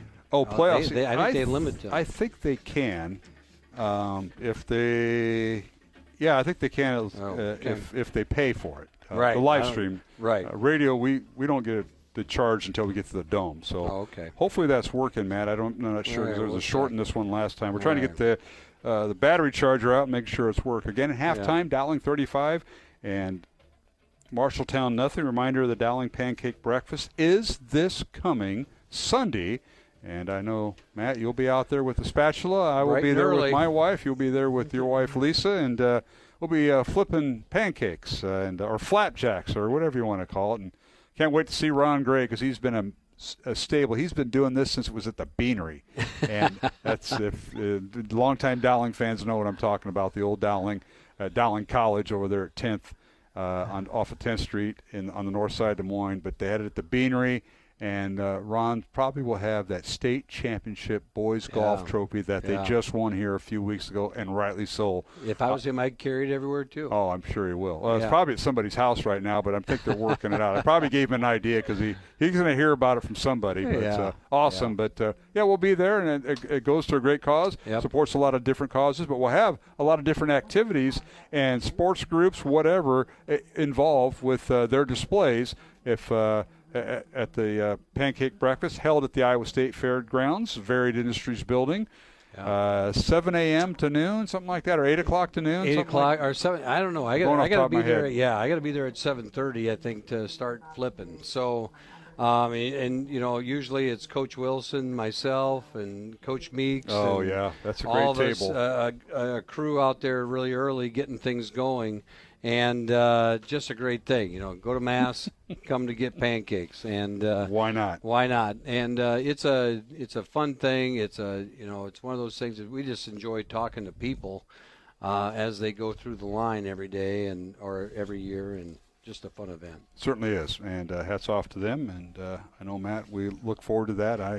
I know there's some. There'll be the gift item, or the Dowling gear, and I know you're sporting some of that tonight. Yeah, folks, I had to remind him to take a tag off. it's just amazing how you get the new gear up. The new gear will be there, right? That's the right. bookstore will be well represented. Yeah, and it is. That's a great point, Mark. It's a great time to go out there, and if you're looking for, it's that time of year. You start thinking about Christmas gifts, whatever else, or your warm weather gear as we start to switch seasons. Next couple of weeks being outside, hopefully, and it's the campus store is there. Usually they got like a little bake sale type thing where you can go get some goodies after you eat, but it starts at 7:30. Yep. I thought 7:30 to noon. 7:30 to noon at the Varied Industries Building on the campus of Iowa State Fairgrounds. 64th annual Dowling Pancake Breakfast, and I know there's some things at stake for the students. Yeah, now, I know it. I boast from the class of 1980 that we won it our freshman year and our senior year. Now, some other classes may have won, but they gave you the class would have a day off. Yeah. Now it's the school extending spring break. How are we doing with those numbers, Matt? I think we got a little ways to go. So they're really starting to shake the trees. We need people, and there's two different types of goals going out there. So there's a sales goal, right? So that we have class competitions for that, and so one class, or I think a homeroom from each grade, if they win, they get to go. I think we're going to take them to spare time or somewhere, and they get an afternoon and go play some games and stuff, and then we have different prizes for different things on the sales side. But from the school side, we really wanted it to be an event where our community comes together, so we made it an attendance goal. And so that attendance goal, if they reach that, then everybody gets to extend spring break by 1 day, including us. Faculty. Teachers too? Yeah, faculty too. You're not going to have an in-service day or we have one. Professional and development day for your Actually, teachers? that's one of our service days. So we'll just move our service day up earlier as a faculty. How convenient. Yeah. How convenient. Yeah, and right. Get started. So if you want tickets and you can purchase them online, it's dowlingcatholic.org. And if you purchase in advance, they have group tickets, which includes 8 tickets for $64. Otherwise, individual tickets are $10. Ages 3 and under, which would be my granddaughter, are free. So we'll see what she does. She will be there. But you can also purchase tickets at the door. But purchase them ahead of time is preferred if you can. I just received a text from Ryan Vogt, and he says... Of course you did. Yeah, he's always on these things. But anyway, 8 to noon. He said, I don't know, we got 7:30 to noon. I do. That's what Bonnie and I talked about. So 8 to noon. We don't know who's right. Oh, you got to be there at 7:30 to get the grills going, correct. Right? All right. Correct. So it's I you. got to be there at 7:30 to get the grills. So I'll make that note. 8 to noon. All right. All right. And I'll tell you what, Ryan did a great job this year with all the stuff with the kid captains. Yeah, that was a great program. Just tremendous. I know last week Atlas Coleman was a kid captain, a 4th grade student at St. Francis, and this is all assisted by the Greater Des Moines Catholic Football League. Benny Oxenford, 4th grader at Sacred Heart, was the kid captain earlier. I think we had back-to-back home games. That is just awesome. So recognize those young men and their families, and that was done during the game. Of course, we had stuff going on in the press box, didn't get quite to do that, but Ryan did a great job with that. He did. Well, I'm thinking of a couple notes this week. Our girls' volleyball team plays on Tuesday night to go to state. Yep.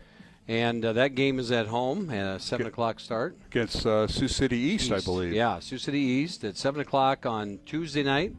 The cross-country team, congratulations to Coach Ives and Coach Perriott. Both the boys and the girls qualified for state. That, and, they alternate now whether they run on Friday or Saturday at Fort Dodge. And so this year, both teams will run Saturday morning, which is good. That means I can... Yeah. Get I remember those Fridays they were. You got to go to Fort Dodge, and then we'd have a playoff game somewhere. Right. So Saturday morning up at Fort Dodge, and congratulations to the teams as they qualified. Absolutely. Well, we are at halftime here at Marshalltown. Dowling leading 35-0. Both teams on the field for their 3-minute warm-up. They just put that on the clock. So we're going to take a 2-minute break, Vinny Cataldo, 2-minute break along our network stations. And again, I want to remind our listeners. Thanks for supporting Iowa Catholic Radio and Dowling football, but our supporters are the ones I'm going to mention right now.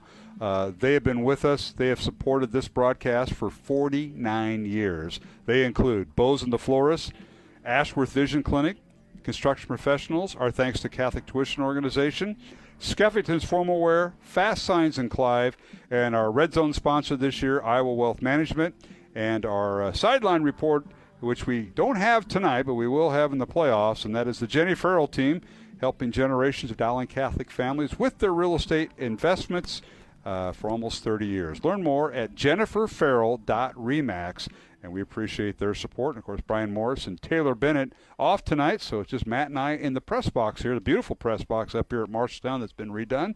We'll take a 2-minute break, return with the second half, Dowling 35, Marshalltown nothing at halftime on Iowa Catholic Radio. The first recorded Eucharistic miracle took place in Lanciano, Italy, at the monastery of St. Longinus around 740 AD. For centuries, emperors negative towards Christians ordered the destruction of religious images such as frescoes, art, and the suppression of miracle stories. Eventually, the facts came out.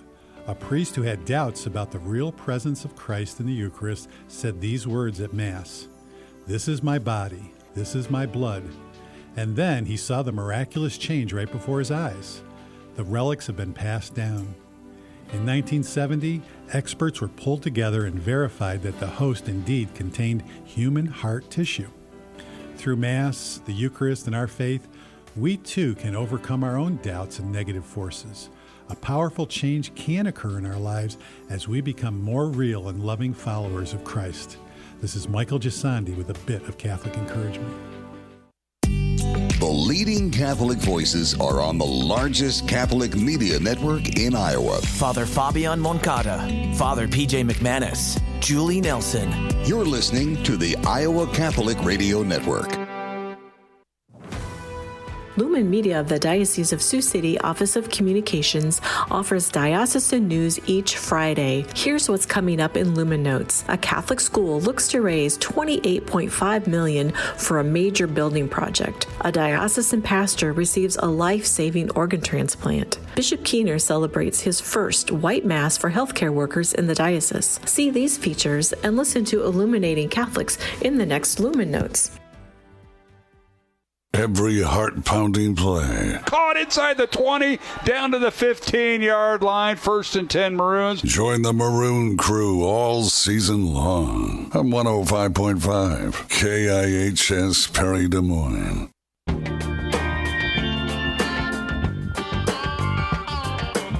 All right, we're back here at Marshalltown, and I'm Bo Williams on a nice kickoff return from his own 15-yard line all the way down to the Marshalltown 40.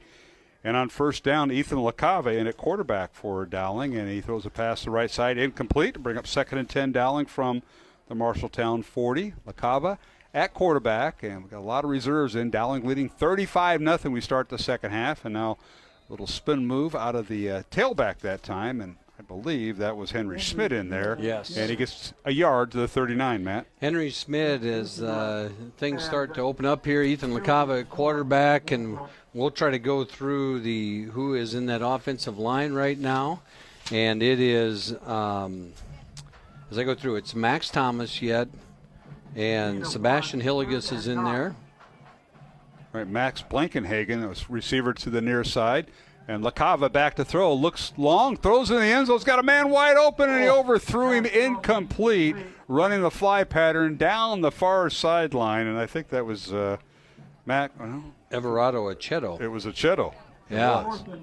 Yep, Aceto comes out of that incomplete. Yeah, and LaCave threw that out there really nice, and it was just he got held up just a little bit, Aceto did. Otherwise, that was going to be right on target.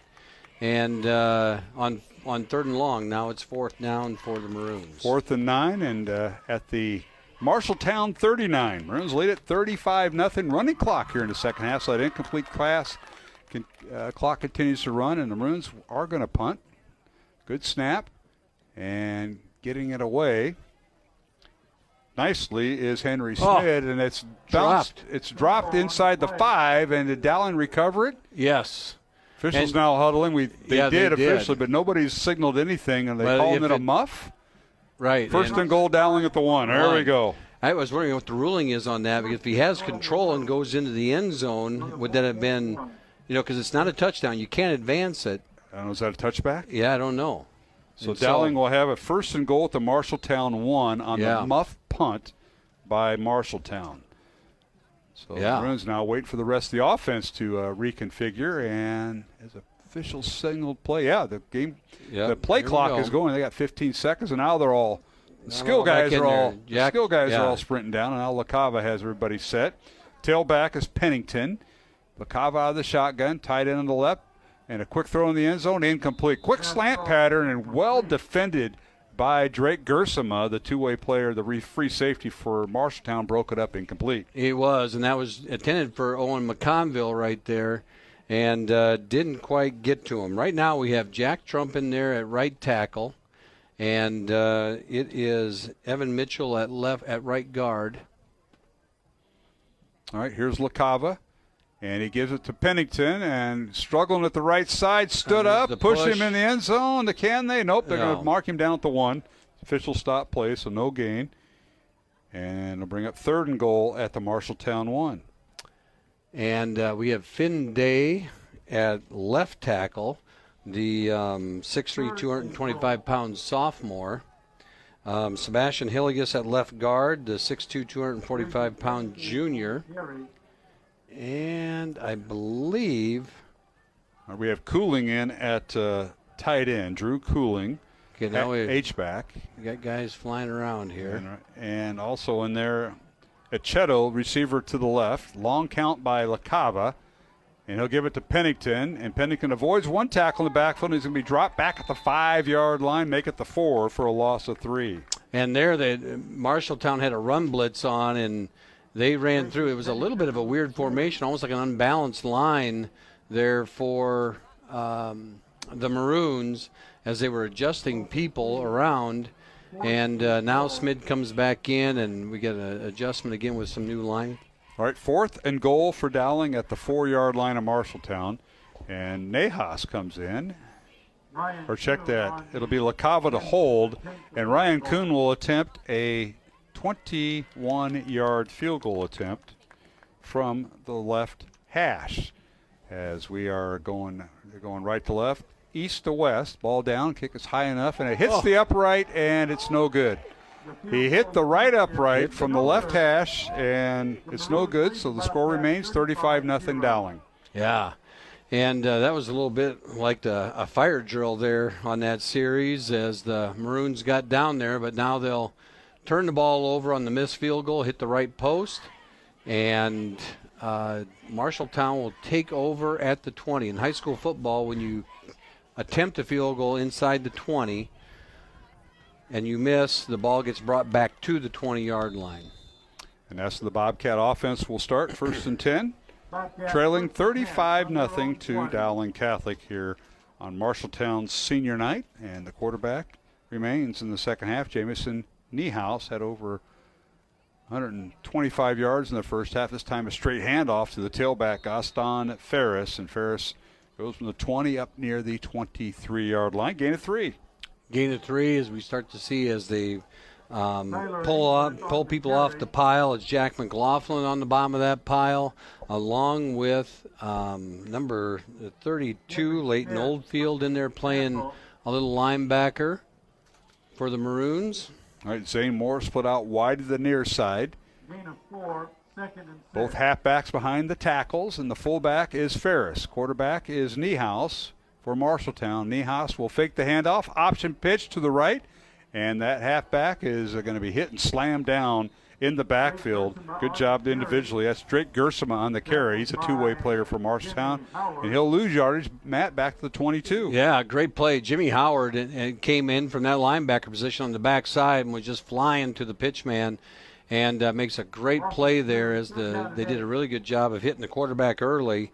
You have Cale Abramson in at that left tackle right now, left defensive tackle, and great play by the Maroons defense. All right, to bring up 3rd down. 3rd and 8, Marshalltown on their own 22-yard line. Dowling leading 35-0. Just under 5 minutes to play second quarter. Now they run the option pitch left side. They give it to Smitherman, trying to get outside the numbers. He's got the first down and run out of bounds. Penalty flag down at the 35. They'll tack on 15 more. Horse collar tackle or a face mask way on the far sideline in front of the Dowling bench.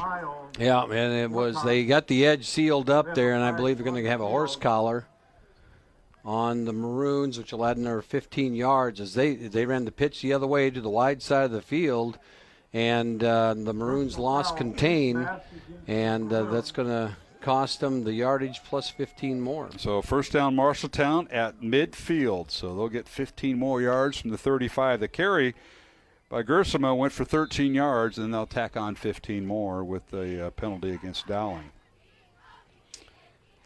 So it'll be first and 10 Marshalltown as Niehaus at quarterback.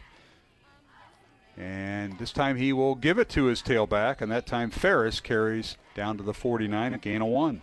Gain of 1, and it was Liam Towie. Liam Towie on the bottom of that pile as he was able to make that tackle right away. And good play by number 57 in the middle of the field. No, wait, maybe that was number 37. No, I believe that was 57. Do you want my binoculars? No, I got it. I got it. You certainly I got my glasses on. I know. And the fog hasn't rolled in yet. No. We've seen that enough. Game 1 of the World Series tonight, top of the 4th inning. Dodgers leading the Toronto Blue Jays 2-0 in Toronto. So the defending World Series champion Dodgers off to a good start, leading 2-0 early. Now a running play by Marshalltown, but an injury to a Dowling player on that. Yeah, it looks like Jack McLaughlin is down right now, and I don't know if he got rolled up on, but they're going to call a penalty, I believe, on Marshalltown. Well, no gain on the play, so they're going to mark the penalty from the Dowling 49. That'll stop the clock with 3:42 remaining here in the third quarter, and a timeout on the field. We'll keep it here as McLaughlin is up and he's walking off the field under his own power, which is good to see. Yeah, that's a good picture right there. He's up, and sometimes when that knee gets rolled up, it just scares the heck out of you, and you got a lot of pain for a second, and then you're able to, okay, I can get up and move around, and yeah. He walks off. Well, if you joined us late tonight, Dowling had a couple of scratches in the game as Maddox Capola, the starting free safety, was out, along with Jeffrey Roberts, one of the leading receivers for Dowling. They were both out tonight, and then Quinn Smolbach is out tonight, the Dowling halfback tight end. So Maroons had a few scratches and had some kids. Edgar Perez came off the injury list, and we noted him with a tackle. All right, Niehaus back to throw. Fires it out, and the pass incomplete. Broken up late, but nicely by Dowling. A great job that time, Matt, by Patrick Sullivan breaking up that pass play. Yeah, great play by the senior there. The 5'11", 170-pound senior came up and just timed it perfectly. Makes the hit because it was a completed pass, and knocks the ball out of his hands as he was trying to bring it down, and great breakup by Patrick. And that brings up third and a bunch. I think we're at 3rd and 24 with 2:45 to go. What's your playbook for 3rd and 24? I know you had it. Not out of this wishbone off, out of this triple option offense. That's a tough one. Back to throw. Niehaus being chased, fires the ball downfield. It's got a man open, and he threw behind him. Incomplete on the reception. Intended receiver was Zane Moore, the two-way player, and that'll. He had him. He did, but he threw behind him. You know, what happens in this triple option offense is that it puts so much pressure on the corner because he's usually thinking, I got to come up and get that pitch man, and then that receiver runs by him, and he gets open, and that's what happened in that situation right there. And he was open but just couldn't get the pass off. All right, Logan Hoffman in the punt, the 6'1", 180-pound senior, averaging 28 yards a kick. The Bobcats now, I think they got 11 guys out there. They brought one in late, and now the Maroons reacted to him. A good snap, and gets it away. High end-over-end kick. Fair catch signaled by Dowling, and nice job at the 30-yard line. The Maroons will take it over. 1st and 10 as the Maroons now with Max Blankenhagen with the fair catch. Great concentration by Max as he was able to. There was a Marshalltown player in his face, and he was able to control it. But we do have a flag down on the field. We might have fair catch interference, potentially. We'll see. So. Yeah. It was away from the ball there, so I don't know what we're going to have here. And neither do the officials. They're all getting together. Well, they know, but they just don't. It's right where Dowling caught the punt, which is their own 40-yard line, and You look at which way is the official facing. All right, here we go. Offsetting penalties, first down Dowling, right where the ball's at, the 40-yard line. Oh, so you're not going to punt? You sure they're not going to punt that over? I think they're going to punt that over. Offsetting penalties, so... Oh, redo. Yeah, so it's illegal motion, I believe, by Marshalltown, and then a personal foul during the play by Dowling, and so it's... we just like it didn't happen. We're going to do it over. And Blankenhagen's going to get another shot at it. Yes, he is. Maybe he'll get a return on this. As Jackson Miller's not in, I don't think. So ball goes back to the 36-yard line, 4th down and 24. Good snap. And now the punter's going to run with it because he's being chased by 4 Maroons. He's going to go down inside the 30. Great pursuit by the Maroons, led by Ben Bobo, the younger brother of Ryan, along with number 56, Peak Dunker on the tackle. And I believe also Liam Tohey there. So a great pursuit, great job of paying attention, even by the second stringers as they come in. The fake punt happened. I don't know. You wonder if that was called or not. That was 4th in a bunch. The punter took off. Dowling tackles him. And now with about a little over a minute, they take over on the 27. So 1st and 10 Dowling from the 27 of Marshalltown. LaCava looking left, throws left. The pass is caught nicely that time by Bo Williams, and he makes a move to the touchdown. End zone, Bo Williams. Second time he's done that this year. LaCava threw that bomb about 4 games ago to him, and this time he goes in from 27 yards out as he got inside the red zone. The Iowa Wealth Management Red Zone, a fee-only investment advisory firm helping clients grow and protect their wealth. Learn more at iowawealth.com. And Bo Williams on the reception, Matt. What a move. I mean, the freshman, he's a 6'1", 175-pound freshman. He was impressive there. He made the first guy miss, it juked out a second guy, and gets the touchdown. Now the extra point up and good by Dowling Catholic. So Colin Sullivan with that kick. Was it Sullivan? Yeah, it was Sullivan. So Sullivan with the extra point, and Dowling extends its lead to 42-0 over Marshalltown with 56 seconds remaining here in the third quarter. Back to Marshalltown in 1 minute along the Iowa Catholic Radio Network.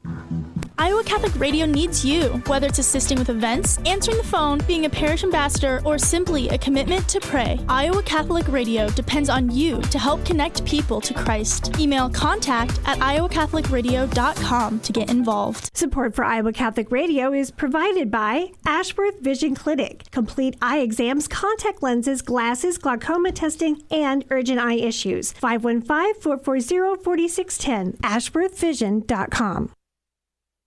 Support for programming is provided by Construction Professionals, serving customers through a proven process, creating unique design, functionality, and artistic beauty. Construction Professionals is a Catholic family business built on a strong foundation. cpcustomhomes.com. Support for Iowa Catholic Radio is provided by Bozen the Florist. Valentine's Day, Mother's Day, weddings, whatever the message, say more with Bozen. Bozen.com. 515-244-ROSE. Bozen makes the moment mean more. Support for Iowa Catholic Radio is provided by CTO. Your support has helped thousands of students attend our Catholic schools. CTOIowa.org. At CTO, the bottom line, it's for the kids and their future.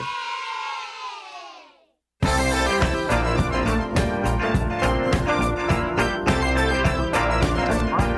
right, following the turnover on downs as Dowling tackled the punter of Marshalltown deep in his own territory. The Maroons go one play, 27 yards, capped off by Bo Williams' 27-yard touchdown catch from quarterback Ethan LaCava. The extra point by Colin Sullivan was good. And it's 42-0, Dowling with the lead. And now the kickoff by the Maroons. And Marshalltown on the return up to the 25. Bobcats will start there, 1st and 10 from their own 25. 10 seconds remaining here in the third quarter. And now Niehaus being chased out of the backfield, launched the ball behind everybody. The pass is incomplete as the intended receiver that time, Drake Gersema, was well defended by the Maroons, we'll just say. Yeah, he threw that up into a pass thrown incomplete. What's everybody? Oh, the end of the quarter. End of the quarter. I was wondering what everybody's walking like. They're looking for a flag. Start the drive with 10 seconds. So we've come to the end of 3 quarters of play here in Marshalltown, and our score: Dowling 42, Marshalltown nothing. Alongside Matt Maindring, Mark Amadale. We'll return with the 4th quarter in 1 minute along the Iowa Catholic Radio Network. Support for programming provided by Iowa Wealth Management, a fee-only investment advisory firm helping clients grow and protect their wealth, offering personalized investment strategies as well as financial and estate planning. Learn more at iowawealth.com, committed to creating peace and purpose in your finances. The legend lives here. Now to Phillips, back to throw, throws in the end zone, looking for Wilson. Caught, touchdown, Trey Wilson. The radio home for your Dowling Catholic Maroons. 105.5 KIHS. Iowa Catholic Radio is supported by our listeners and business underwriters as we connect people to Christ while bridging the gap between the church and the marketplace, seeking God in both. If you own a business that you'd like to use to help further this mission, email me, August, at iowacatholicradio.com, and we encourage you to thank the many businesses who choose to underwrite programming on the Iowa Catholic Radio Network. Your presence is vital as we participate in the church and the marketplace, seeking God in both.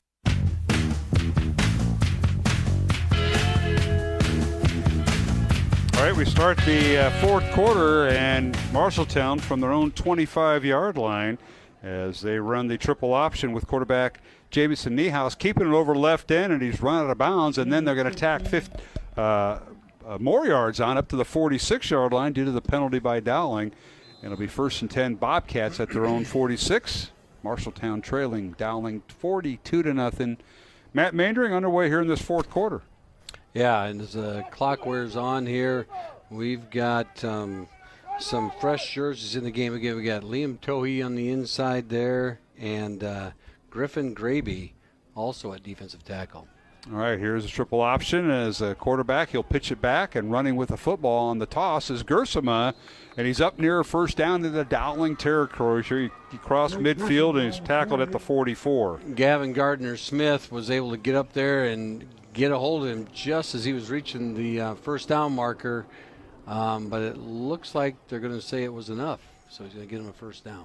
So a 10-yard carry that time for the Bobcats, gives them a first down at the Dowling 44. Dowling trying to pitch the shutout, if you will. Yeah, and those are, we are hearing the races in the background. I didn't think they went on this late into the fall season, but they're just about 2 blocks east of us here.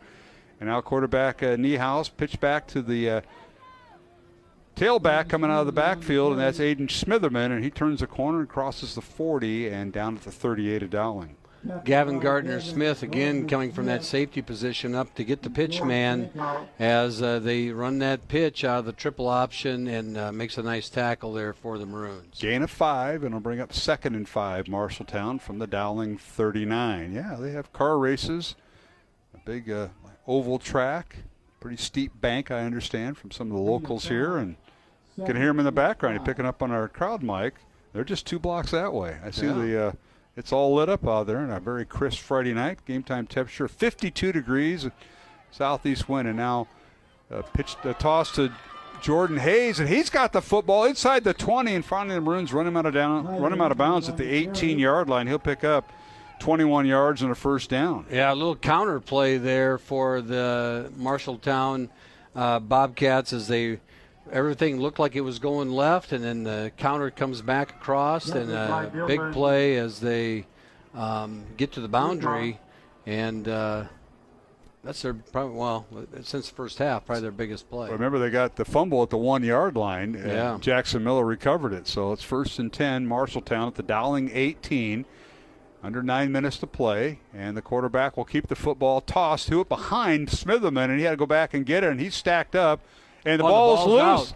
And let's see, Dowling's got it. They pick it up to the Maroons, and that's Gabe Lawson with it, and he returns it to the 41-yard line. Yeah. What a change of events there. Yeah, and the pitch was a little bit out to the outside with the running back. I believe that was Gerson. Made a great catch, and we took off with it, but the gang tackling of the Maroons stripped the ball out, and, I think a scoop and score was in the eyes, but he just couldn't quite get his speed up. Well, Gabe Lawson came through, and Dowling with the ball. He picked it up around the 30 and returned it to the 41. That's where Maroons will take over.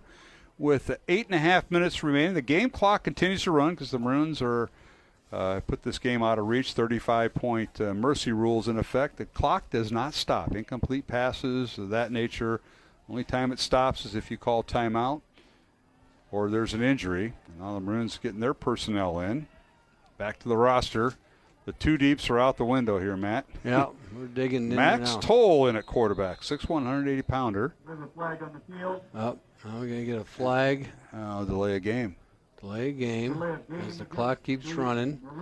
So we have Ethan Ringwelski at tailback. I don't see an 80 number in the tailback area very often, but Ringwelski back there at tailback, and we'll get the ball. All right, Toll, the handoff, and running outside. Oh, this is the big guy, and is that Bobo? No, that's Ethan Ringwelski. Oh, that's Ringwelski. Excuse Yeah. me. There's a 9 and it's 98. Yeah, Ringwelski took. Nice job, Robin Ringwelski. And these he gets eyes are up okay. towards midfield, but they cut back and 45-yard line. He finished that run really strong and finished it going forward. All right, here's a handoff again, right up the gut, and hit and dropped right at the 48-yard line. And let's see which tailback was in there. Ringwelski again. Yeah, Ringwelski again with a nice carry.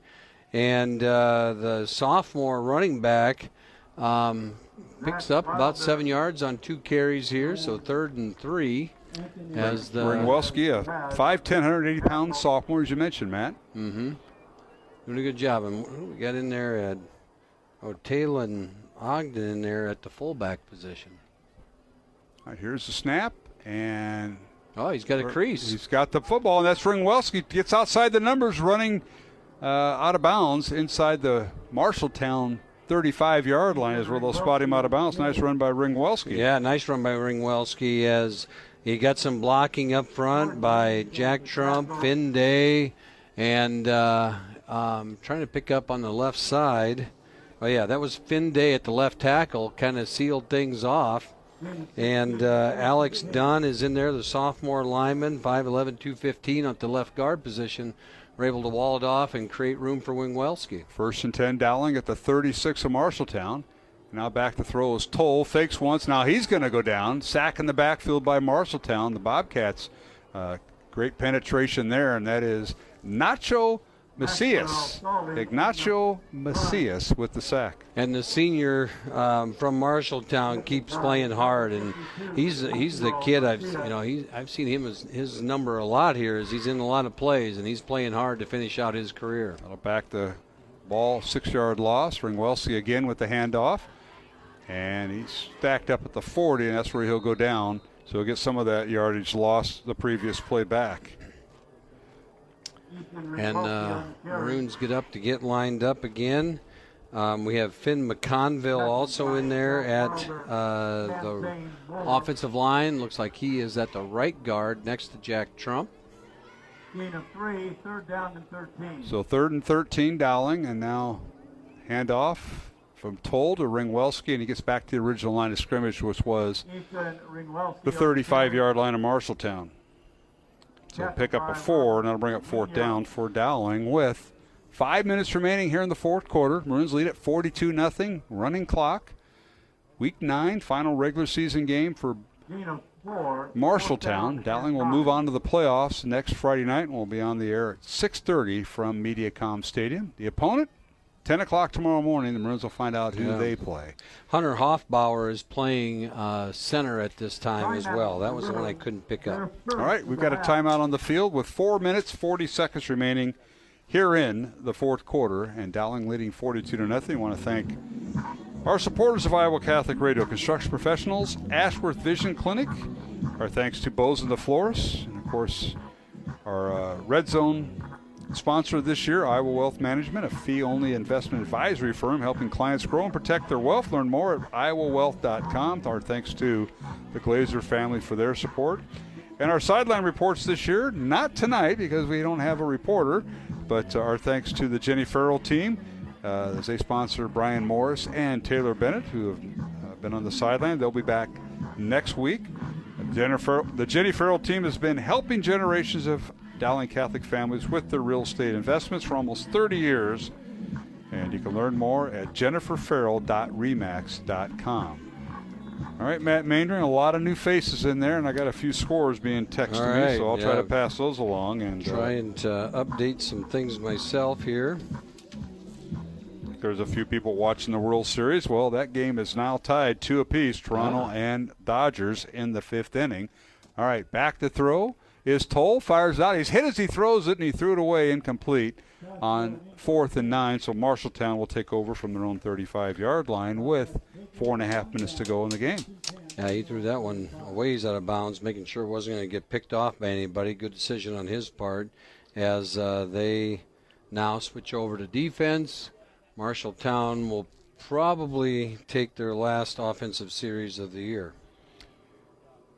And taking a look at some of the... Yeah, one score, it's kind of interesting, is Dallas Center Grimes 7, Cedar Rapids Kennedy 7 in the third quarter. That game, changes the top half if Dallas Center Grimes is unable to win that game. You can add this to your update. Valley 63-0 over Des Moines Lincoln with 4 minutes remaining in the fourth quarter. All right, back to throw Niehaus. He throws into triple coverage, passes incomplete. He had a receiver there, Jacob Hayes, but he was surrounded by 3 Maroons at the 20-yard line of Dowling. He was. And now into the game is Wyatt Richmond, Jr., and he comes into the game, I believe, for the first time. We have Liam Hogan out there at a cornerback position as well. And jogging into the game is number 39. No, I believe it's Talon Ogden. I believe it's number 38. Oh, he's playing defense now. Yeah. Goes from fullback to defense. Back to throw Niehaus. Looking, dumps it off. Pass is caught. Nice catch that time by Tyler Englund. And he's hitting, stacked up and dropped. Forward progress up to the 41-yard line. Pick up a 6 for Marshalltown. Yeah, he's run backwards a long ways there as the defense rallied to the football. And, all right, let's see if we can get a couple more names out here. We have, again, Ben Bobo playing in that line position. I have Cale Abramson at the right defensive tackle position or defensive end position. All right, 3rd and 4 for Marshalltown from their own 41-yard line. Dowling leading 42-0. And now a little end around with it, and that is Smitherman trying to get out of bounds. He's got the first down and finally run out at the 47-yard line of Marshalltown to pick up a 6. Bobby Bakken for the Maroons chased him down and got help from Patrick Sullivan to finish it off. Big pickup, though, as he got around the edge, and first down, moved the chains as we're under 2 minutes. Peak dunker on that defensive line for Dowling. A few other newbies out there. Mentioned Ben Bobo, Ryan's sophomore brother. And now handoff, and they go right across midfield, shy of the first down, brought down at the 47 of Dowling. So that is Kyle Smith on the carry. Gabe Lawson on the stop for the Maroons, as we mentioned his name now a couple times, and good play defensively.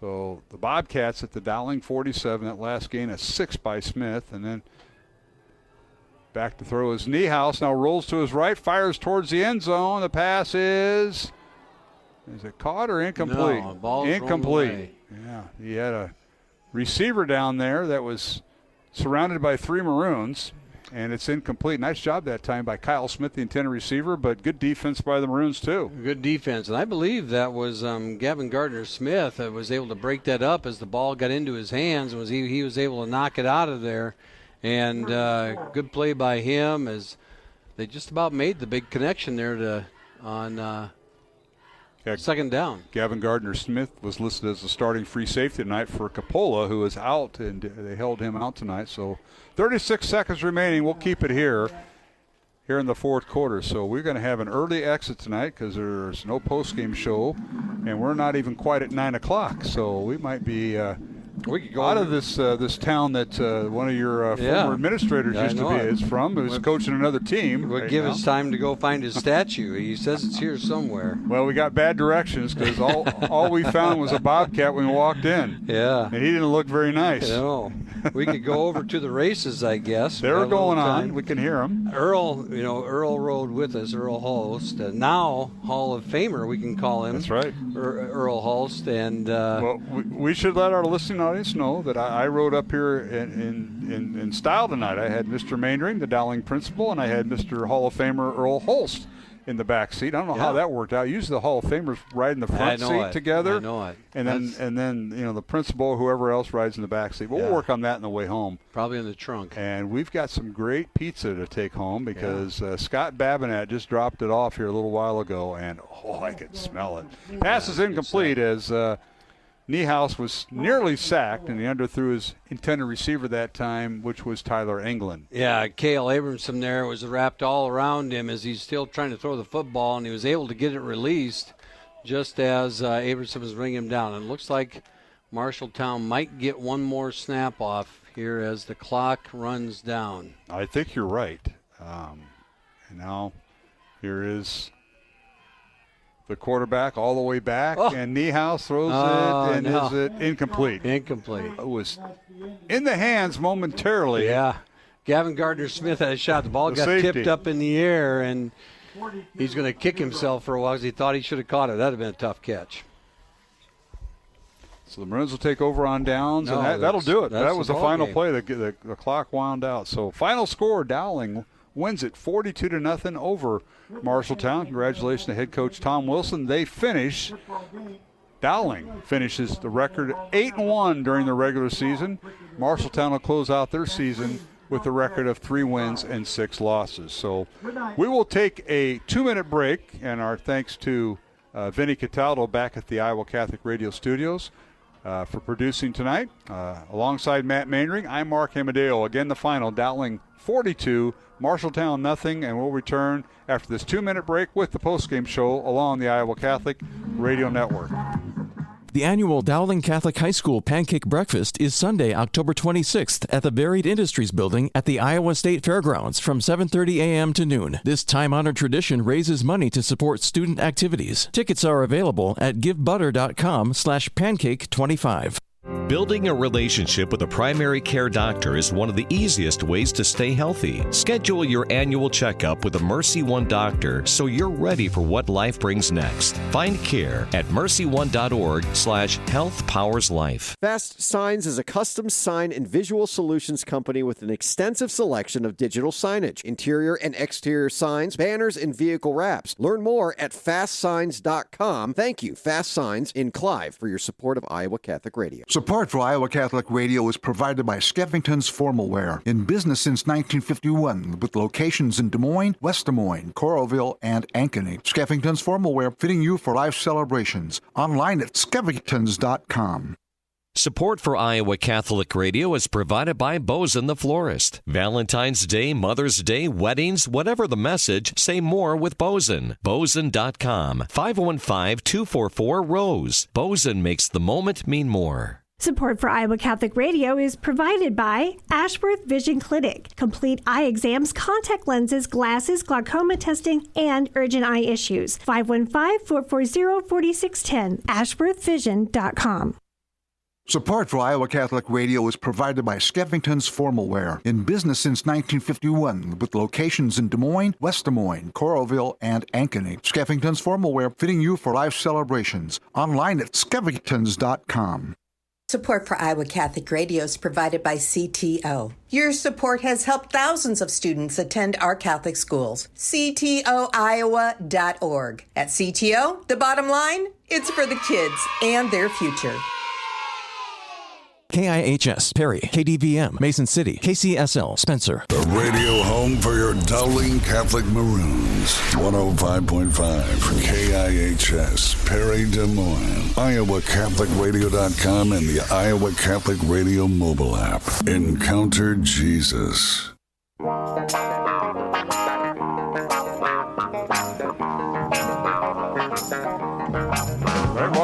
to Marshalltown High School, Cole Field here in Marshalltown, as Dowling a winner tonight by the score of 42-0 over the Marshalltown Bobcats. Alongside Matt Mandring, Mark Amadeo, you're listening to the post-game show as Dowling Catholic concludes their season with a record of 8-1, the regular season, I should say, as Marshalltown concludes their season with a record of 3 wins and 6 losses. And our thanks to head coach Adam Goodvin and his staff, the legendary Ken Winkler, special teams coach at Marshalltown, and his son Brian on the staff, along with Adam Goodwin is his 9th year here at Marshalltown. His dad Brian, a head coach at some high schools around Central Iowa, is also on staff as the offensive coordinator. But it was all Dowling tonight, and it started off with Ian Middleton. A pair of Ian Middleton touchdown runs in the first quarter. Maroons led 13-0 at the end of one, and then at halftime, Dowling led 35-0 thanks to a Jackson Miller block punt for a touchdown. Henry Smith and Grayson Pennington on a pair of rushing touchdowns. So Dowling well in hand, 35-0 at halftime, and then the lone scorer with just under a minute to play in the third quarter, freshman Bo Williams. Receiving a 27-yard touchdown pass from Ethan LaCava, and the extra point by Colin Sullivan was good. 42-0 the final, and that was the only scoring in the second half as the Maroons notched their 3rd shutout of the season. So congratulations to head coach Tom Wilson and Dowling Catholic. The Maroons shut out Dallas Center Grimes 27-0, shut out Cedar Rapids Kennedy 34-0, and shut out Marshalltown by the score of 42-0. And we're still waiting some of our stats. And Matt, I know you've been going through scores through different avenues, but I'm going to throw it over to you since Coach Seifert hasn't brought the stats along. Northwest leads Norwalk, excuse me, now 35-7. The score that I'm interested in, we got Dallas Center Grimes and Kennedy still tied in the third quarter, 7-7. And the other one is the Urbandale Indianola score. As you're talking about bubble teams, that how these games play out. That game still is 7-0 Indianola in the third quarter, and some of these scores will likely get updated pretty soon here, as they should be later in the football game. All the other scores: Centennial over North Big, Valley over Lincoln Big. Ankeny over Council Bluffs Lincoln Big, and Southeast Polk, throttling Des Moines East. Just a lot of blowouts in those games, and so it comes down to just a few games yet of interest, trying to figure out where these pairings might end up. Well, Coach Wilson thought, as a best guess, might see West Waterloo, and I know you've been keeping an eye on West Waterloo's game tonight as. Yeah, and I don't know how the loss is going to impact them, but they are trailing Waukee 28-14 is the last score that I had for them. That game is at Waukee tonight, and that's number 12 West Waterloo and number 17 Waukee. Waukee wins, they're in. May see Dowling play them. Because Waukee is a 17th seeded team right now. West Waterloo at number 12, but a lot can happen, and I think they were kind of banking on that game. If Waukee wins, West drops to a 16 seed, and they'll face Dowling next Friday night at Mediacom Stadium on the campus of Drake University. Well, we'll see as we project that. But, folks, tomorrow morning, 10 o'clock, you might be doing some of your Saturday morning routine, but the Iowa High School Athletic Association will have all the seedings and pairings, rather, for the 5A, 4A, and 3A playoffs. Tonight, 2A and on down to 8-player all had their first-round playoff games, so they kind of split the playoffs up, and that's what we've seen thus far. Johnston defeated Roosevelt 37-0. That game now has gone final as well.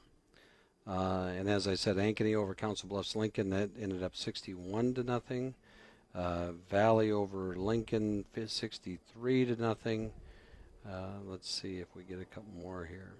But as these, when we get done, we were done a little early, so these scores will keep trickling in as we go. Yes, and Ankeny Centennial was up big on Sioux City North. They were up 35-0. So that game should be over shortly as well. And they got that game tied. Okay. All right, just to recap here, as you're listening to the postgame show here on Iowa Catholic Radio, the final, Dowling 42, Marshalltown nothing, as we're just going through kind of a scoreboard parade since we do not have a field mic tonight up here at Marshalltown. Recap for the Maroons, they had 4 touchdowns on the ground tonight. Ian Middleton with a pair of touchdowns to start the game from 4 and 6 yards out. And then Henry Smid and Grayson Pennington a touchdown run each. And a Jackson Miller block punt for a touchdown. And Jackson might have had, he didn't know it at the time, but he pitched the shutout because Marshalltown quarterback, Jamison Niehaus, I think he had like 3 carries for 79 yards all the way down the Dowling 1. He fumbles the football, and it was Miller that recovered it. Yeah. So he saved the shutout in essence. Yeah, he had a big night, Jackson Miller did. Again, he just was all over the place. And sometimes it happens against a team that's running an option like that, and especially when the quarterback's keeping the football. That middle linebacker, he's got to run to the ball. He's got the quarterback. He's going to run to him quite a bit, and that's where Jackson Miller was tonight. All right, we're still waiting final stats from our guy, Mr. Jarrett Seifert, and we are kind of patiently waiting for that because we got to run those down, and we'll may go one more time through the scoreboard. I know, Matt, you're kind of looking for some finals or trying to get updates, but again, Dowling wins at 8. Their record now 8 wins and 1 loss. They finish as the number 1 seed in Class 5A. Marshalltown closes out its season with a record of 3 wins and 6 losses. And we'll take a break from Marshalltown High School. Let's take a 1-minute break. Our thanks to Vinny Cataldo, our studio producer. And again, the final, Dowling 42, Marshalltown nothing. We'll return with our final segment here on Iowa Catholic Radio. Men, have you considered a life of service to the church as a permanent deacon? Bishop William Joensen of the Roman Catholic Diocese of Des Moines has issued a call to inquiry for the next permanent diaconate formation class. If you know of any men in your parish that you think would be a potential candidate, please encourage them and their wives, if married, to attend an upcoming informational meeting. For meeting dates and times, email vocations@dmdiocese.org. That's vocations@dmdiocese.org. Support for programming is provided by Construction Professionals, serving customers through a proven process, creating unique design, functionality, and artistic beauty. Construction Professionals is a Catholic family business built on a strong foundation. cpcustomhomes.com. Fast Signs is a custom sign and visual solutions company with an extensive selection of digital signage, interior and exterior signs, banners, and vehicle wraps. Learn more at fastsigns.com. Thank you, Fast Signs in Clive, for your support of Iowa Catholic Radio. Support for Iowa Catholic Radio is provided by Bozen the Florist. Valentine's Day, Mother's Day, weddings, whatever the message, say more with Bozen. Bozen.com. 515-244-ROSE. Bozen makes the moment mean more.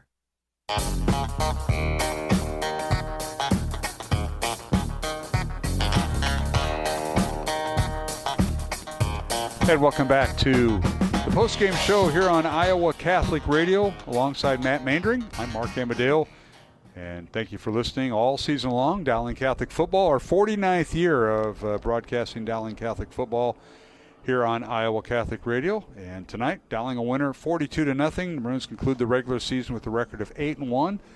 And they have the league-leading, longest winning streak, in Class 5A district football with 8 games.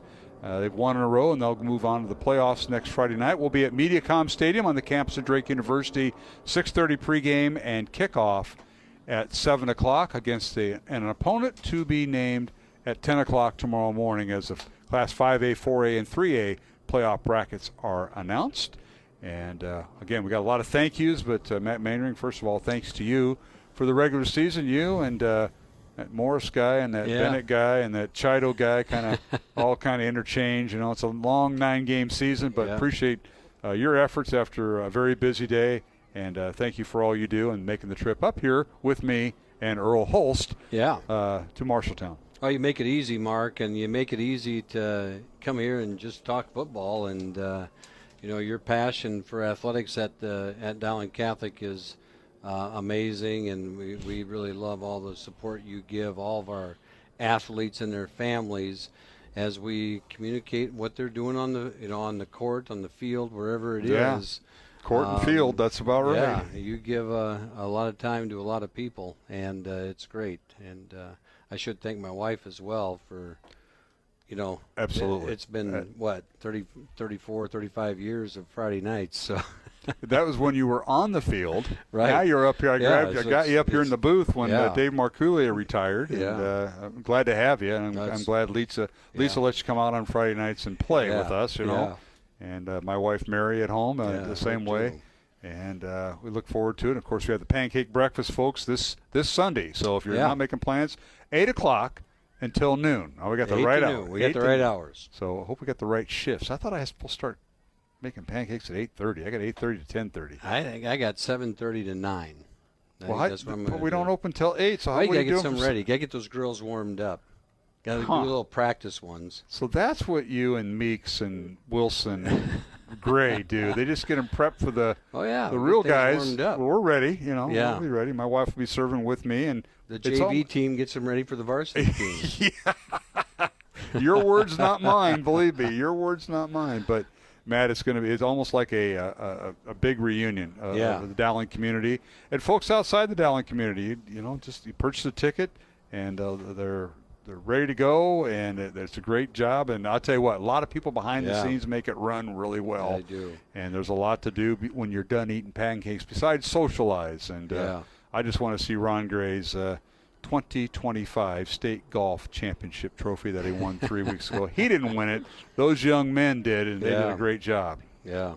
So we have the stats now. Which side, I looked at that, and Matt, it's the right side is Marshalltown, the left side is us. And it's going to be hard to believe. Well, maybe not, but the the rushing yards were 227 for Marshalltown and 140 for the Maroons. So a little bit different there, as the Maroons took advantage of a lot of turnovers and short fields. Short fields, that doesn't add up in yardage. No, it not doesn't. a lot. So go ahead. Doesn't. Yeah. All right. So the Maroons were 9 of 15. So 22 rushes for 140 yards, and 9 of 15 passing for 121 yards.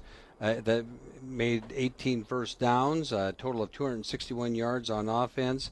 No turnovers for the Maroons tonight. They were 3 of 6 on third down and 0 of 1 on fourth down, and allowed 1 sack for -6 yards. I believe that was just the knee that Joey took on that strange play. Yeah, right before the half. Right before the half, And then Marshalltown, 16 first downs, 38 rushes for 227 yards, 2 of 9 passing for 10 yards, for a total of 237 yards of offense, and 3 turnovers, 4 of 10 on third down, and 3 of 4 on fourth down.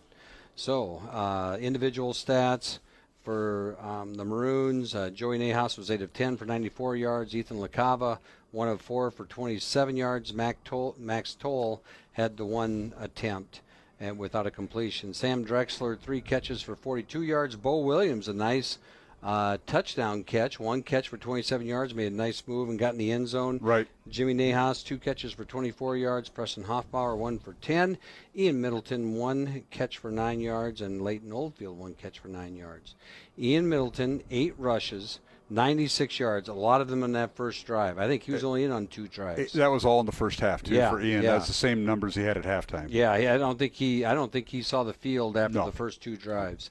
Ethan Rigwelski came in the game late, had 5 rushes for 35 yards. Grayson Pennington, 5 rushes for 8 yards. And a touchdown. And a touchdown. Yep. And so did Henry Smith, 2 carries for 4 yards and a touchdown. Yep. And quarterback Joey Nahas, 2 carries for 3 yards. There you are. How about Jackson Miller tonight? Yeah. He led the team with unofficially with 4 tackles. He had a block punt and picked it up and scored a touchdown. He had a recovered fumble at the 1-yard line that Dowling went 99 yards and scored on its first offensive possession. So what a night by the senior co-captain Jackson Miller. Yeah, he had a great night defensively for the Maroons and saved the shutout on that very first drive. Yes, he did. As Marshalltown took that first drive and went right down the field. Ryan Bobo had another strong night, 2 tackles, 3 assists, and Jeremiah Roberson, 2 tackles. Carlos Blount, 3 tackles, 3 assists. And Gavin Gardner-Smith with his first varsity start. Yep, the sophomore. 3 tackles, 3 assists for him. So at safety for Maddox Capola. Yep. So hopefully for the Maroons, as we progress towards the playoffs next Friday night, it's good to see getting back into the fold. Edgar Perez, who had a nice night playing defensive tackle. He was in that rotation with Bobo, Hagan, Elcock, and Bonanno, and McLaughlin. So Perez back, the junior, missed the whole season except for he got hurt in a scrimmage against Northwest before the season started. So he was back tonight. But Dowling playing without Jeffrey Roberts on offense, and also Quinn Schmolbach also held out tonight, the H-back tight end for Dowling Catholic. Leo Pagano on defense out for the year with that torn ACL. Josh Miller, the Dowling's left guard, out for tonight, but he'll be back next week, as I understand, with that elbow injury he suffered a couple weeks ago. And we mentioned Maddox Capola out tonight due to injury, and Gavin Gardner-Smith playing in his place. So Maroons had some injuries. They played through it, and Marshalltown came out and played hard for their final game of the year. Matt? One score update. Dallas Center Grimes is now ahead late in the fourth quarter over Cedar Rapids Kennedy 14-7. So Dallas Center Grimes leads 14-7 with 3:35 left in the fourth quarter. That game in Cedar Rapids tonight at Kingston Stadium. Yeah, so Kennedy at 24th seed, but DCG at number 9 seed. So they need to get that win and to stay right in there. And we should mention, congratulations to Coach Wilson, District Class 5A District 2 champs. Mm-hmm. They finished the regular season undefeated in district play with the win tonight. They finished 5-0, but Dallas Center Grimes, if they can hold on and win, that may be their only loss, or they've only had one loss in the season. That was to Dowling, 27-0 back on week 3. So 2 losses. They got 2 losses. Okay, yeah, so I'm not sure how that stacks up, but the Maroons are also district champs tonight, and they could do no worse than a tie last week. So congratulations to them. You bet. All right, Matt. Anything else before we head back? No, just a reminder about girls volleyball playing Sioux City East to go to state on Tuesday night. Mm-hmm. And good luck to them, and good luck to the boys and girls cross-country teams as they compete for a state title next week, Saturday morning, up in Fort Dodge. And we'll be on the air before that on Friday night. And then the swim team is still chugging away. I think our girls are probably ranked right either at the top or close. So they got a very good shot for a state title. They start their postseason coming up, I'm sure. Yes. I get lost sometimes. They but state's like 3 weeks away yet. Sure. Again, thanks to our sponsors tonight, Bows and the Florist, Ashworth Vision Clinic, along with Construction Professionals, Catholic Tuition Organization, Skeffington's Formal Wear. Our thanks also to Fast Signs in Clive, and, of course, our Red Zone sponsor, Iowa Wealth Management, and our Sideline Reports all season long, sponsored by the Jenny Farrell team, jenniferfarrell.remax.com. So that'll wrap things up from Cole Field here on the campus of Marshalltown High School. Our thanks to the folks at KFJB TV and Radio, Brian Lewis and Dylan Doze did a great job helping us prepare, along with Marshalltown Athletic Director Ryan Isgrig. And our thanks to Marshalltown Bobcats head football coach Adam Goodwin. Coach Goodwin and his team close out their regular season with a record of 3-6. Our next broadcast is 1 week from tonight, Friday, October 31st, the first round of the Class 5A football playoffs. Pregame at 6:30, kickoff at 7 o'clock. We'll be at MediaCom Stadium on the campus of Drake University next Friday night. Join Matt Mandring, Brian Morris, and me for the broadcast. Dowling against the opponent to be named at 10 o'clock tomorrow morning, as a postseason announcement, and playoff brackets are announced tomorrow morning at 10 o'clock. So we'll be there for that. For my broadcast partner tonight, Matt Mandring, for our studio producer, Vinny Cataldo, I'm Mark Amadale. And the final score for the final time tonight, it was Dowling Catholic, concluding the regular season with a record of 8-1.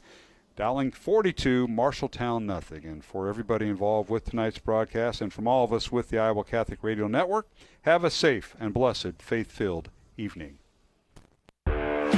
Dowling Catholic Football and Iowa Catholic Radio has been brought to you by Ashworth Vision Clinic, Construction Professionals, Blessman International, Fast Signs, the Catholic Tuition Organization, Skeffington's Formal Wear, Iowa Wealth Management, the Jenny Farrell Team with Remax Concepts, and Bosun the Florist.